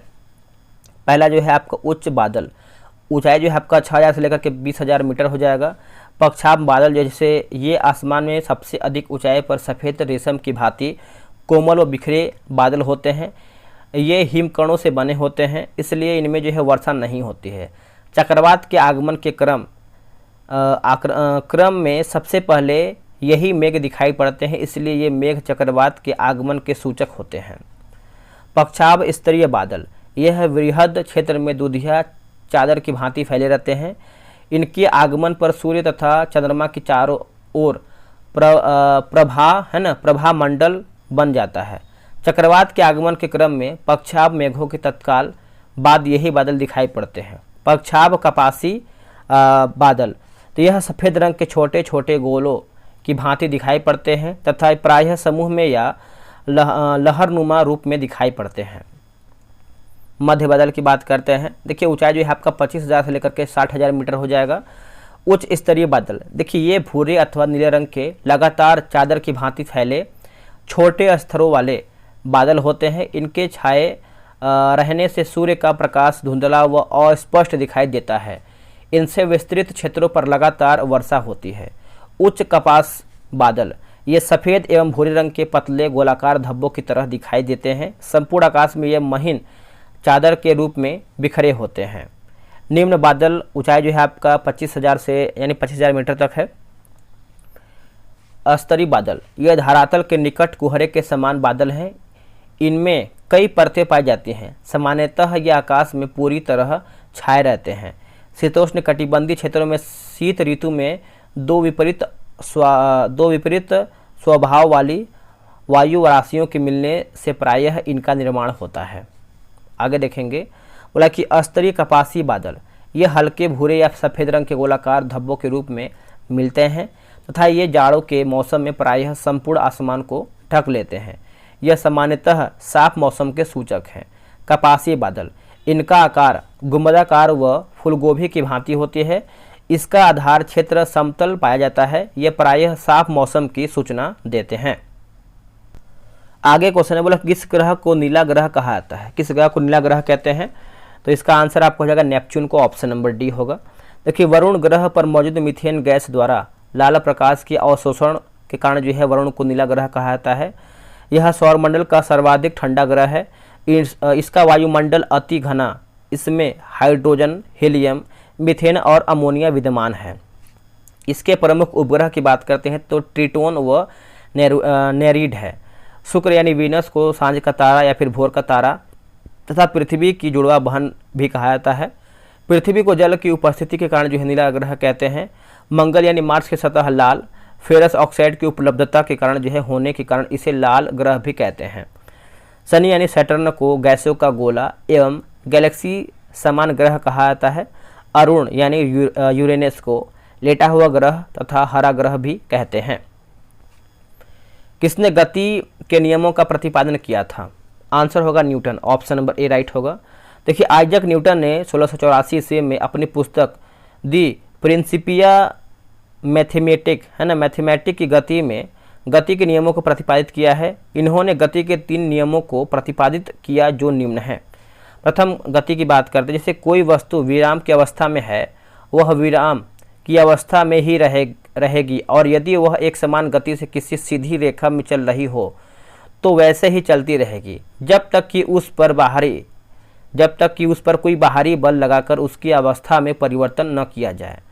वस्तु की प्रारंभिक अवस्था में स्वतः परिवर्तन नहीं होने की प्रवृत्ति को जड़त्व कहते हैं। इसलिए न्यूटन के प्रथम नियम को जड़त्व का नियम भी कहा जाता है। किसी भी वस्तु का जड़त्व उसका वह प्राकृतिक गुण है जो उसकी विराम या गति की अवस्था में परिवर्तन का विरोध करता है। इस प्रकार किसी वस्तु का द्रव्यमान उसके जड़त्व जड़त्व का माप प्रथम नियम में हमें बल की परिभाषा मिलती है। उदाहरण की बात करें, जैसे पेड़ की टहनियों से हिलाने से उसके फल टूटकर नीचे गिर पड़ते हैं। कंबल को हाथ से पकड़कर डंडे से पीटते हुए धूल के कण झड़कर गिर जाते हैं।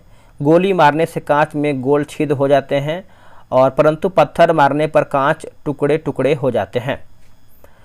रुकी हुई गाड़ी अचानक चल पड़ने पर उसमें बैठे यात्री पीछे की ओर झुक जाते हैं। चलती हुई गाड़ी के अचानक रुकने पर उसमें बैठे यात्री जो है आगे की ओर झुक जाते हैं। ये सब जो है प्रथम नियम का उदाहरण है। अब आते हैं दूसरे नियम पर। देखिए दूसरा नियम आपका बोल रहा है कि किसी वस्तु पर आरोपित बल उस वस्तु के द्रव्यमान तथा बल की दिशा में उत्पन्न त्वरण के गुणनफल के बराबर होता है। गति के द्वितीय नियम से बल का व्यंजक जो है प्राप्त होता है। वस्तु के संवेग में परिवर्तन की दर उस पर आरोपित बल के अनुक्रमानुपाती होती है तथा संवेग परिवर्तन आरोपित बल की दिशा में होता है। इसका एग्जाम्पल क्या है, देखिए क्रिकेट खिलाड़ी तेजी से आती हुई गेंद को कैच करते समय अपने हाथों को गेंद के वेग की दिशा में गतिमान कर लेता है ताकि चोट कम लगे। समान वेग से आती हुई क्रिकेट गेंद एक टेनिस गेंद में से टेनिस गेंद को कैच करना आसान होता है। गद्दा या मिट्टी के फर्श पर गिरने पर सीमेंट से बने फर्श पर गिरने की तुलना में कम चोट लगता है। गाड़ियों में स्प्रिंग और शॉक ऑब्जर्वर लगाए जाते हैं ताकि झटका कम लगे। अधिक गहराई तक कील को गाड़ने के लिए भारी हथौड़े का उपयोग होता है। ये सब जो है दूसरे नियम का उदाहरण है। अब आते हैं तीसरे नियम। तीसरा नियम आपका बोला है कि इस नियम के अनुसार प्रत्येक क्रिया के बराबर विपरीत दिशा में प्रतिक्रिया होती है। जब एक वस्तु दूसरी वस्तु पर बल लगाती है तब दूसरी वस्तु द्वारा भी पहली वस्तु पर तात्क्षणिक बल लगाया जाता है। ये दोनों बल परिणाम में सदैव समान लेकिन दिशा में विपरीत होते हैं। इस नियम को क्रिया प्रतिक्रिया का नियम भी कहते हैं। उदाहरण क्या है, देखिए बंदूक से गोली छोड़ते समय पीछे की ओर झटका लगना, नाव के किनारे पर से जमीन पर कूदने पर नाव का पीछे हटना, ऊंचाई से कूदने पर चोट लगना, रॉकेट का आगे बढ़ना और कुआं से पानी खींचते समय रस्सी टूट जाने पर व्यक्ति का पीछे गिर जाना। आगे है कि नाव खेने के लिए बांस को पीछे खींचने, सब जो है तीसरे नियम का उदाहरण है। अगला है प्रकाश संश्लेषण में आवश्यक है। प्रकाश संश्लेषण में आवश्यक है तो इसका आंसर क्या होगा, ऑप्शन नंबर बी हो जाएगा, क्लोरोफिल आवश्यक है। आप आंसर याद रखिएगा, ऑप्शन नंबर बी होगा। प्रकाश संश्लेषण, देखिए पौधे के हरे भाग सौर ऊर्जा को ग्रहण कर वायुमंडल से ली गई कार्बन डाइऑक्साइड तथा भूमि से अवशोषित जल के द्वारा कार्बोहाइड्रेट का निर्माण करते हैं। इस प्रक्रिया में ऑक्सीजन एवं जल सहायक उत्पाद है ना, सहायक उत्पाद के रूप में निष्कासित होते हैं। पौधे में होने वाली यह क्रिया हरित लवक या फिर पर्णहरित की उपस्थिति में संपन्न होती है। पर्णहरित, देखिए पर्णहरित वर्णक मुख्यतः हरित लवक नामक पादप कोशिकाओं में पाया जाता है। पौधों की जिन कोशिकाओं में पर्णहरित उपस्थित होता है केवल वे ही प्रकाश संश्लेषण क्रिया कर पाती है। पौधों में पर्णहरित प्रायः हरी पत्तियों में पाया जाता है। इस कारण जो है पत्तियों को पौधे का प्रकाश संश्लेषी अंग कहा जाता है। पर्णहरित के केंद्र में मैग्नीशियम यानी Mg पाया जाता है। प्रकाश संश्लेषण एक जटिल अभिक्रिया है जो 2 चरणों में संपन्न होता है। पहला चरण क्या है? प्रकाश अभिक्रिया। यह अभिक्रिया प्रकाश की उपस्थिति में हरित लवण है ना, हरित लवक के ग्रेना वाले भाग में होता है। इस अभिक्रिया की खोज हिल नामक वैज्ञानिक ने किया था, जिसके कारण जो है इसे हिल अभिक्रिया कहते हैं। प्रकाश संश्लेषण के प्रकाश अभिक्रिया में यहाँ पर देखिए लिखा गया है NADPH2 एवं ATP का निर्माण होता है। NADPH2 एवं तथा ATP का प्रयोग प्रकाश संश्लेषण की दूसरी अवस्था या अप्रकाशीय अभिक्रिया में होता है। अप्रकाशित अभिक्रिया, इसे अप्रकाशिक अभिक्रिया इसलिए नहीं कहते हैं कि यह अंधेरे में होता है, बल्कि इसलिए कहते हैं कि यह अभिक्रिया हेतु प्रकाश की जरूरत नहीं है। यह अभिक्रिया हरित लवक के स्टोमा वाले भाग में प्रकाश अभिक्रिया में बने NADPH2 तथा ATP की सहायता से संपन्न होता है। यह अभिक्रिया का पूर्ण एवं विस्तृत अध्ययन मेल्विन कैल्विन नामक वैज्ञानिक ने किया था। शैवाल और हाइड्रिला जो प्रायः जल में मिलते हैं का पूरा शरीर प्रकाश जो है संश्लेषी होता है। प्राकृतिक सफाई कर्मी किसे कहा जाता है? तो ये कहते हैं अपघटक को कहते हैं। ऑप्शन नंबर जो है आपका सी होगा। देखिए अपघटक पौधे तथा उपभोक्ता के मृत शरीर से अपना भोजन प्राप्त करने के साथ साथ जटिल कार्बनिक यौगिकों को साधारण। दोस्तों अब हम देखेंगे, आप यहाँ पे देख सकते हैं भारत के जो लोक नृत्य है विविध का टॉपिक देखने वाले हैं, और ये हम जो है लूसेंट से देखेंगे ये टॉपिक। तो चलिए लूसेंट का भी हम देख लेते हैं। तो ये देखिए आपका रहा 37 नंबर का टॉपिक, राज्यों से संबंधित आपका लोक नृत्य। ठीक है, तो चलिए इसको भी देखेंगे हम अच्छे तरीके से। झारखंड की बात करते हैं तो आपका छऊ हो जाएगा, सरहुल, जट जटिन, कर्मा, डांगा, विदेशिया और सोहराई होगा। उत्तराखंड की बात करते हैं तो आपका गढ़वाली होगा, कुमायूं होगा, कजरी, उसके बाद आपका झोरा, रासलीला और चपादी होगा।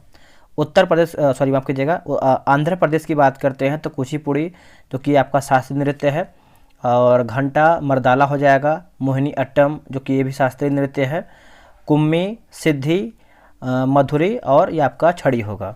छत्तीसगढ़ की बात करते हैं तो आपका पंडवानी, गौडी, कर्मा, घूमर, उसके घूमर नहीं है आपका झूमर है। ठीक है, घूमर आपका राजस्थान का है, और डागला, पाली, टपाली, नवरानी और दीवारी।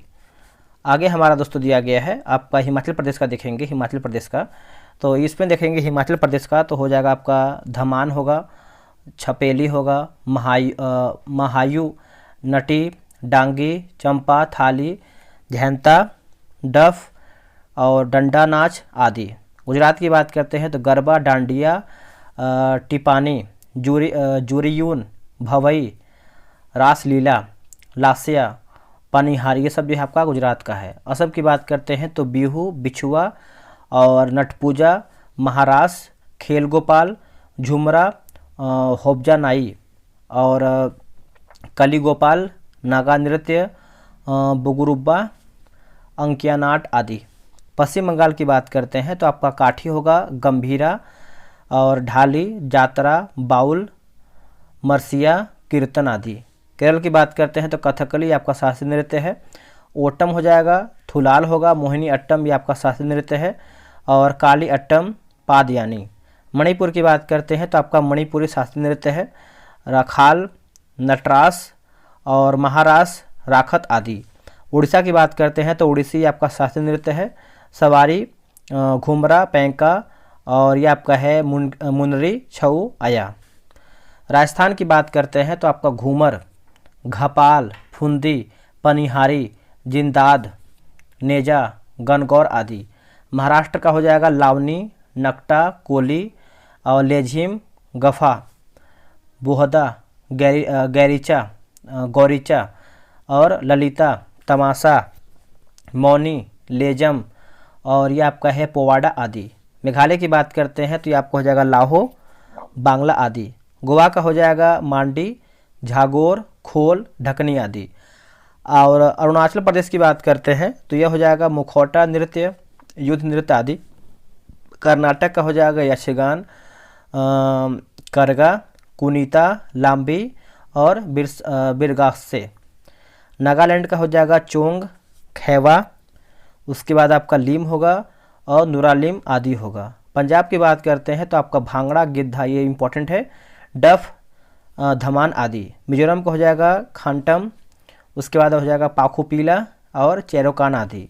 जम्मू कश्मीर का हो जाएगा हिकात, मंदसाज, कूद, डांडी नाच और दमाली आदि हो जाएगा।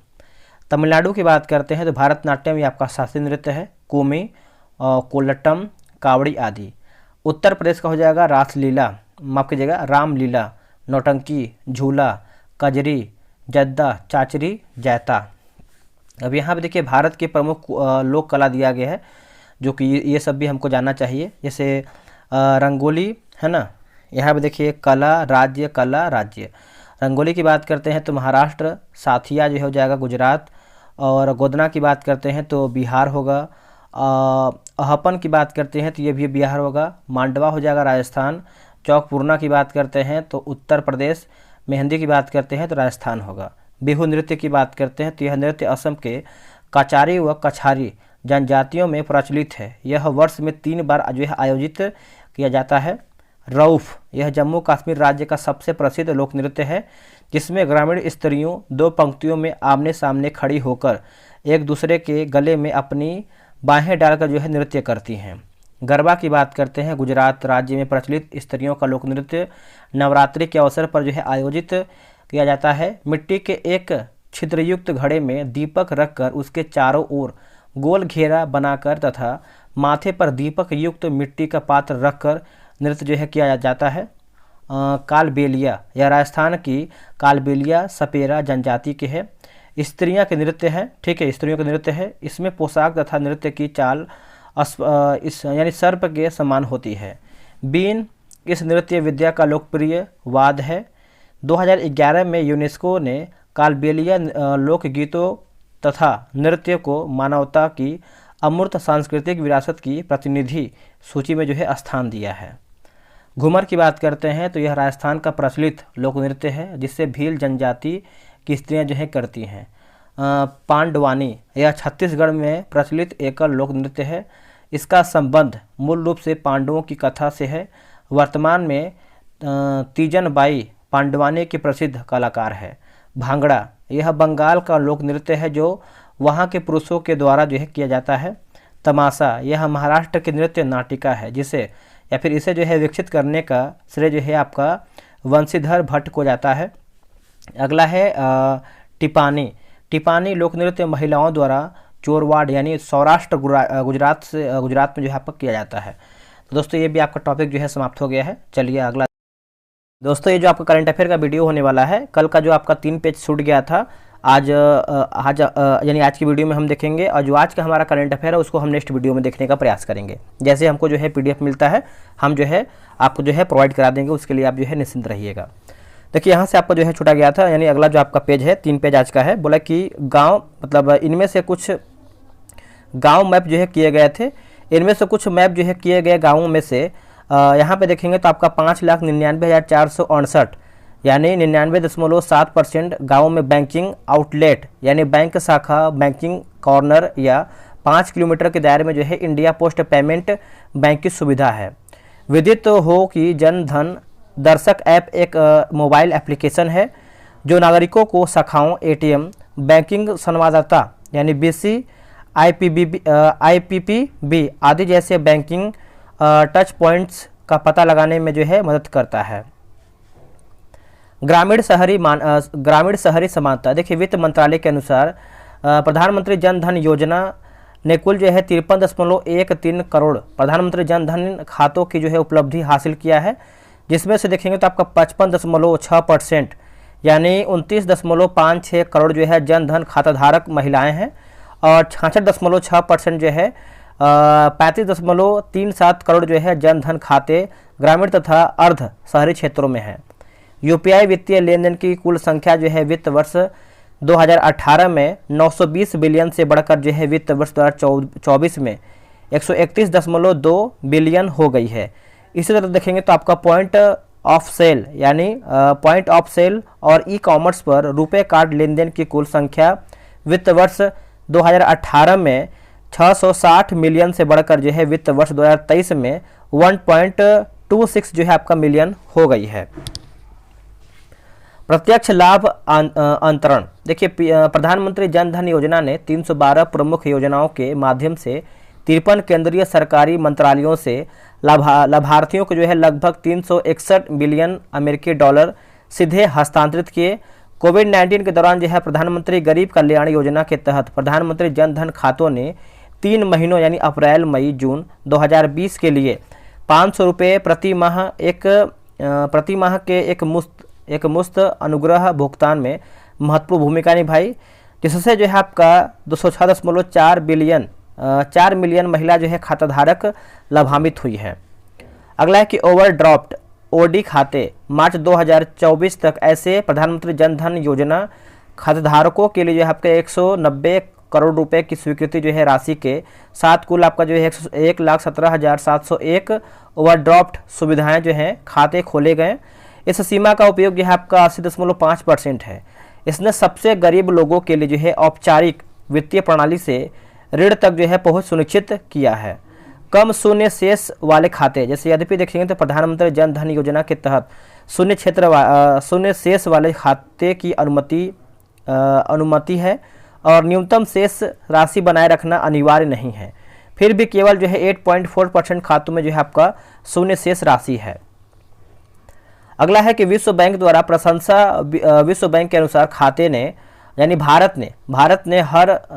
ने 6 वर्षों में इतना कुछ हासिल कर लिया कि जितना वह 5 दशकों में नहीं कर पाता। ठीक है। जन धन आधार मोबाइल त्रिमूर्ति ने वित्तीय समावेशन दर को वर्ष 2008 के 25% से बढ़ाकर 80% वयस्कों तक पहुंचा दिया है। यह प्रगति जिसे पूरा होने में 47 वर्षों का जो है समय लगता है। डिजिटल पब्लिक इंफ्रास्ट्रक्चर यानी DPI के कारण जो है संभव हुआ है। प्रधानमंत्री जन धन से जुड़ी चुनौतियां क्या हैं? जो आपका चुनौतियां था क्या है? देखिए, एक से अधिक खाते, बड़े बीमा कवर, आकस्मिक मृत्यु लाभ कवर और ओवरड्राफ्ट सुविधा पाने के लालच में लोग आधार कार्ड, पैन कार्ड आदि जैसे विभिन्न पहचान दस्तावेजों का उपयोग करके विभिन्न बैंकों में कई खाते जो है खोल लेते हैं। बैंकों पर आर्थिक बोझ। देखिए, बैंकों पर आर्थिक बोझ की बात करते हैं तो बहुत अधिक संख्या में ऐसे खाते जिनमें लगातार कम शेष राशि रहती है, उनके प्रबंधन में बैंकों के लिए वित्तीय समस्याएं जो है आपको उत्पन्न होती हैं। अगला कि धन शोधन। देखिए, ऐसी चिंताएं हैं कि गरीबों के जन धन खातों का उपयोग काले धन के संचालकों द्वारा धन शोधन में किया जाता है। विमुद्रीकरण के बाद जन धन खातों का उपयोग जो है धन शोधन के लिए जो है आपको दोस्तों किया गया है। ओवरड्राफ्ट सुविधा में कमी। देखिए, ओडी सुविधा प्रदान करना संबंधित बैंकों का विवेकाधिकार है। कई बैंक ओडी सुविधा देने में मना करते हैं, जिससे जो है आपका उद्देश्य पूरा नहीं हो पाता है। अगला है कि अधिकार का दुरुपयोग। कभी कभी व्यवसाय संवाददाता अधिकार का दुरुपयोग करते हैं और गरीबी रेखा से नीचे रहने वाले लोगों का जीवन दयनीय बना देते हैं। बीसी उन सेवाओं के लिए अतिरिक्त शुल्क ले सकते हैं जो निःशुल्क या न्यूनतम लागत वाली मानी जाती है, जैसे बैंक खाते खोलना, लेन देन की प्रक्रिया करना या ऋण प्रदान करना। अगला है कि बेड लोन। यह संभावना है कि ओवरड्राफ्ट सुविधा बैंकों के लिए बैड लोन के रूप में समाप्त हो सकती है, क्योंकि इस योजना में यह स्पष्ट नहीं किया गया है कि बैंक ऋण कैसे वसूल सकते हैं। अतीत में उनके ऋण जो है माफ़ी योजनाओं के कारण जो है लोग ऋण को मुफ्त में मिलने वाली वस्तु जो है मानने लगते हैं। वित्तीय एवं प्रौद्योगिकी निरक्षरता। देखिए बचत, उधार, निवेश और व्यय के बारे में निर्णय लेने के लिए ग्रामीण लोगों में जागरूकता, ज्ञान तथा कौशल की कमी है। वित्तीय सेवा क्षेत्र की दिग्गज कंपनी वीजा द्वारा किए गए सर्वेक्षण से पता चलता है कि अभी पता चला है कि 65% भारतीयों में वित्तीय जो है साक्षरता का अभाव है। अब दोस्तों यहाँ पर देखेंगे तो मेक इन इंडिया के पहले 10 वर्ष, इसको भी हम देख लेते हैं। देखिए 25 सितंबर 2024 को मेक इन इंडिया पहल के 10 वर्ष पूर्ण हुए हैं। इस पहल का जो शुभारंभ है प्रधानमंत्री मोदी ने 25 सितंबर 2014 को किया था। इस पहल का जो उद्देश्य भारत को डिजाइन एवं विनिर्माण के लिए एक वैश्विक केंद्र के रूप में स्थापित करना था। विदित हो कि वर्तमान में मेक इन इंडिया 2.0 चरण में 27 क्षेत्रों को जो है शामिल किया गया है, जो निम्नलिखित हैं। चलिए इसको देख लेते हैं। आप यहाँ पे देखेंगे तो आपका जो है बॉक्स में दिया गया है, जो कि आपको जानना जरूरी है। देखिए एरो स्पेस एवं रक्षा की बात करते हैं तो सूचना प्रौद्योगिकी सक्षम सेवाएं, ऑटोमोटिव है ना, ऑटोमोटिव एवं ऑटो घटक। देखिए पर्यटन एवं आतिथ्य सेवाएं हो जाएगा। फार्मास्यूटिकल्स तथा चिकित्सा उपकरण की बात करते हैं तो मेडिकल वैल्यू ट्रेवल होगा। पूंजीगत माल की बात करते हैं तो लेखा वित्त सेवाएं हो जाएगा। वस्त्र एवं परिधान तो ऑडियो है ना, देखिए ऑडियो विजुअल सेवाएं हो जाएगा। रसायन एवं पेट्रो रसायन कानूनी सेवाएं हो जाएगा। इलेक्ट्रॉनिक सिस्टम डिजाइन एवं विनिर्माण संचार सेवाएं होगा। चमड़ा एवं जूते निर्माण और संबंधित इंजीनियरिंग सेवाएं। खाद्य प्रसंस्करण की बात करते हैं तो पर्यावरण सेवा होगा। रत्न एवं आभूषण की बात करते हैं तो वित्तीय सेवा आपका हो जाएगा। शिपिंग ये आपको हो जाएगा शिक्षा सेवाएं। निर्माण नवीन एवं नवीकरणीय ऊर्जा।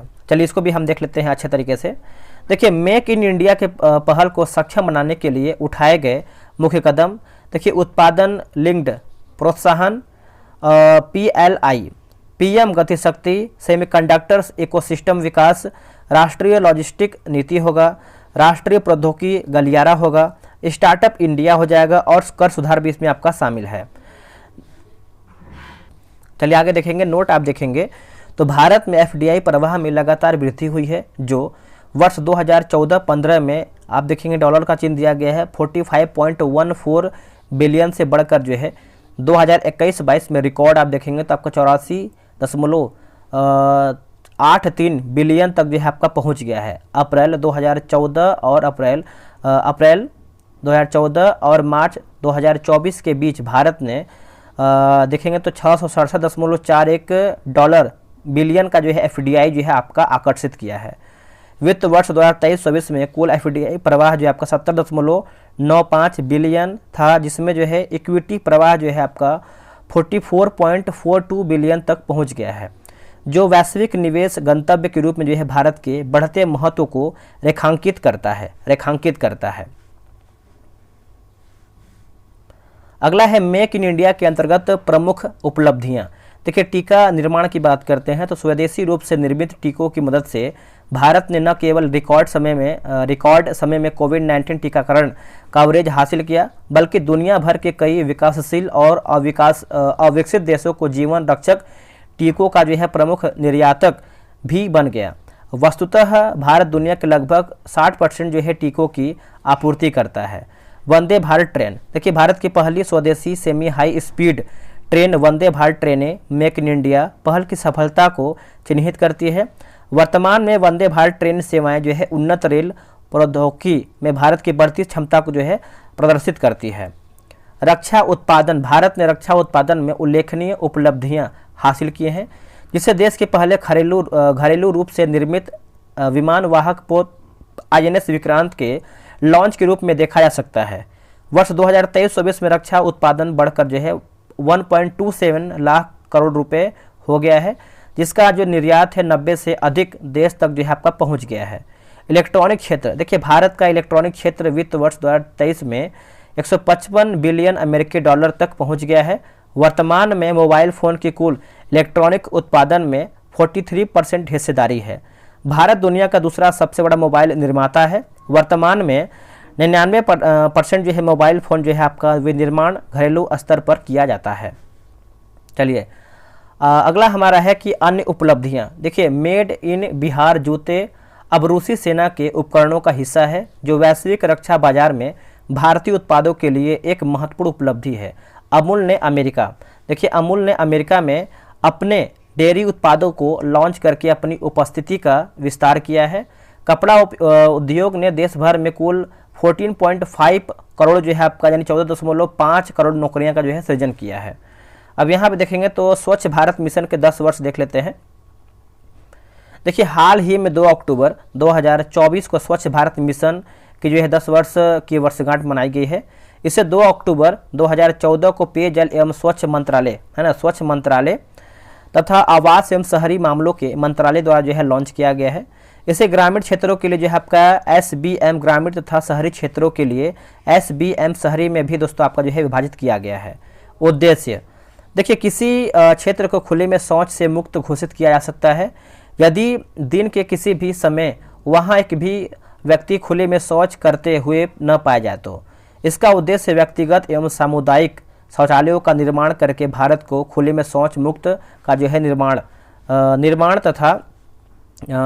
तथा स्कूल और आंगनवाड़ी के शौचालयों में जो है अवशिष्ट प्रबंधन प्रणाली जो है लागू करना है। उपलब्धियां, देखिए मिशन के तहत 10 करोड़ शौचालय बनाए गए और 2 अक्टूबर 2019 को लगभग 6 लाख गांवों को ODF प्लस घोषित जो है किया गया। वर्ष 2021 में 5 वर्ष पूर्ण होने पर सरकार ने SBM 2.0 लॉन्च किया है, जिसमें अपशिष्ट मुक्त शहर बनाने, मल तथा कीचड़ का प्रबंधन करने, प्लास्टिक अवशिष्ट की समस्या का समाधान करने और ग्रेवाइटर प्रबंधन में सुधार करने पर जो है ध्यान जो है केंद्रित किया है। आगे हमारा है कि शहरी भारत ODF बन चुका है। सभी 4715 शहरी स्थानीय निकाय पूर्ण रूप से जो है ODF हो चुका है। अब यहाँ पे देखिए प्रगति के बारे में देख लेते हैं, प्रगति के बारे में क्या आपका डिस्कशन किया गया है। नवंबर 2024 में प्रधानमंत्री मोदी ने 33वीं प्रगति बैठक की अध्यक्षता किया है। प्रगति के माध्यम से बातचीत प्रत्येक महीने के चौथे बुधवार को एक बार आयोजित जो है दोस्तों की जाती है, जिसे प्रगति दिवस जो है के रूप में जाना जाता है। प्रगति, देखिए इसे वर्ष 2015 में लॉन्च किया गया था। यह एक बहुउद्देशीय मंच है जो प्रधानमंत्री को विभिन्न मुद्दों पर जानकारी जो है प्रदान करने के लिए केंद्र एवं राज्य के अधिकारियों के साथ जो है चर्चा करने में सक्षम बनाता है। इसे प्रधानमंत्री कार्यालय की टीम ने राष्ट्रीय सूचना विज्ञान केंद्र की मदद से जो है तैयार किया है। इस त्रिस्तरीय प्रणाली में PMO केंद्र सरकार के सचिव हैं, सचिव और राज्यों के मुख्य सचिव जो है शामिल हैं। इन मंच के 3 उद्देश्य हैं, जैसे शिकायत निवारण, कार्यक्रम कार्यान्वयन, परियोजना की निगरानी। देखिए यह मंच 3 प्रौद्योगिकियों यानी डिजिटल डेटा प्रबंधन, वीडियो कॉन्फ्रेंस और भू स्थानीय प्रौद्योगिकी को एक साथ लाता है। यह भारत सरकार के सचिवों और राज्यों के मुख्य सचिवों को एक मंच पर लाता है। परिणाम स्वरूप यह सहकारी संघवाद को बढ़ावा देता है। अगला और आखिरी पॉइंट है कि यह मंच रियल टाइम उपस्थिति और प्रमुख हितधारकों के बीच विनिमय के साथ पारदर्शिता एवं जवाबदेही हेतु एक मजबूत प्रणाली है। यही हमारा जो है करंट अफेयर समाप्त होता है। अब अगला हम टॉपिक देख लेते हैं।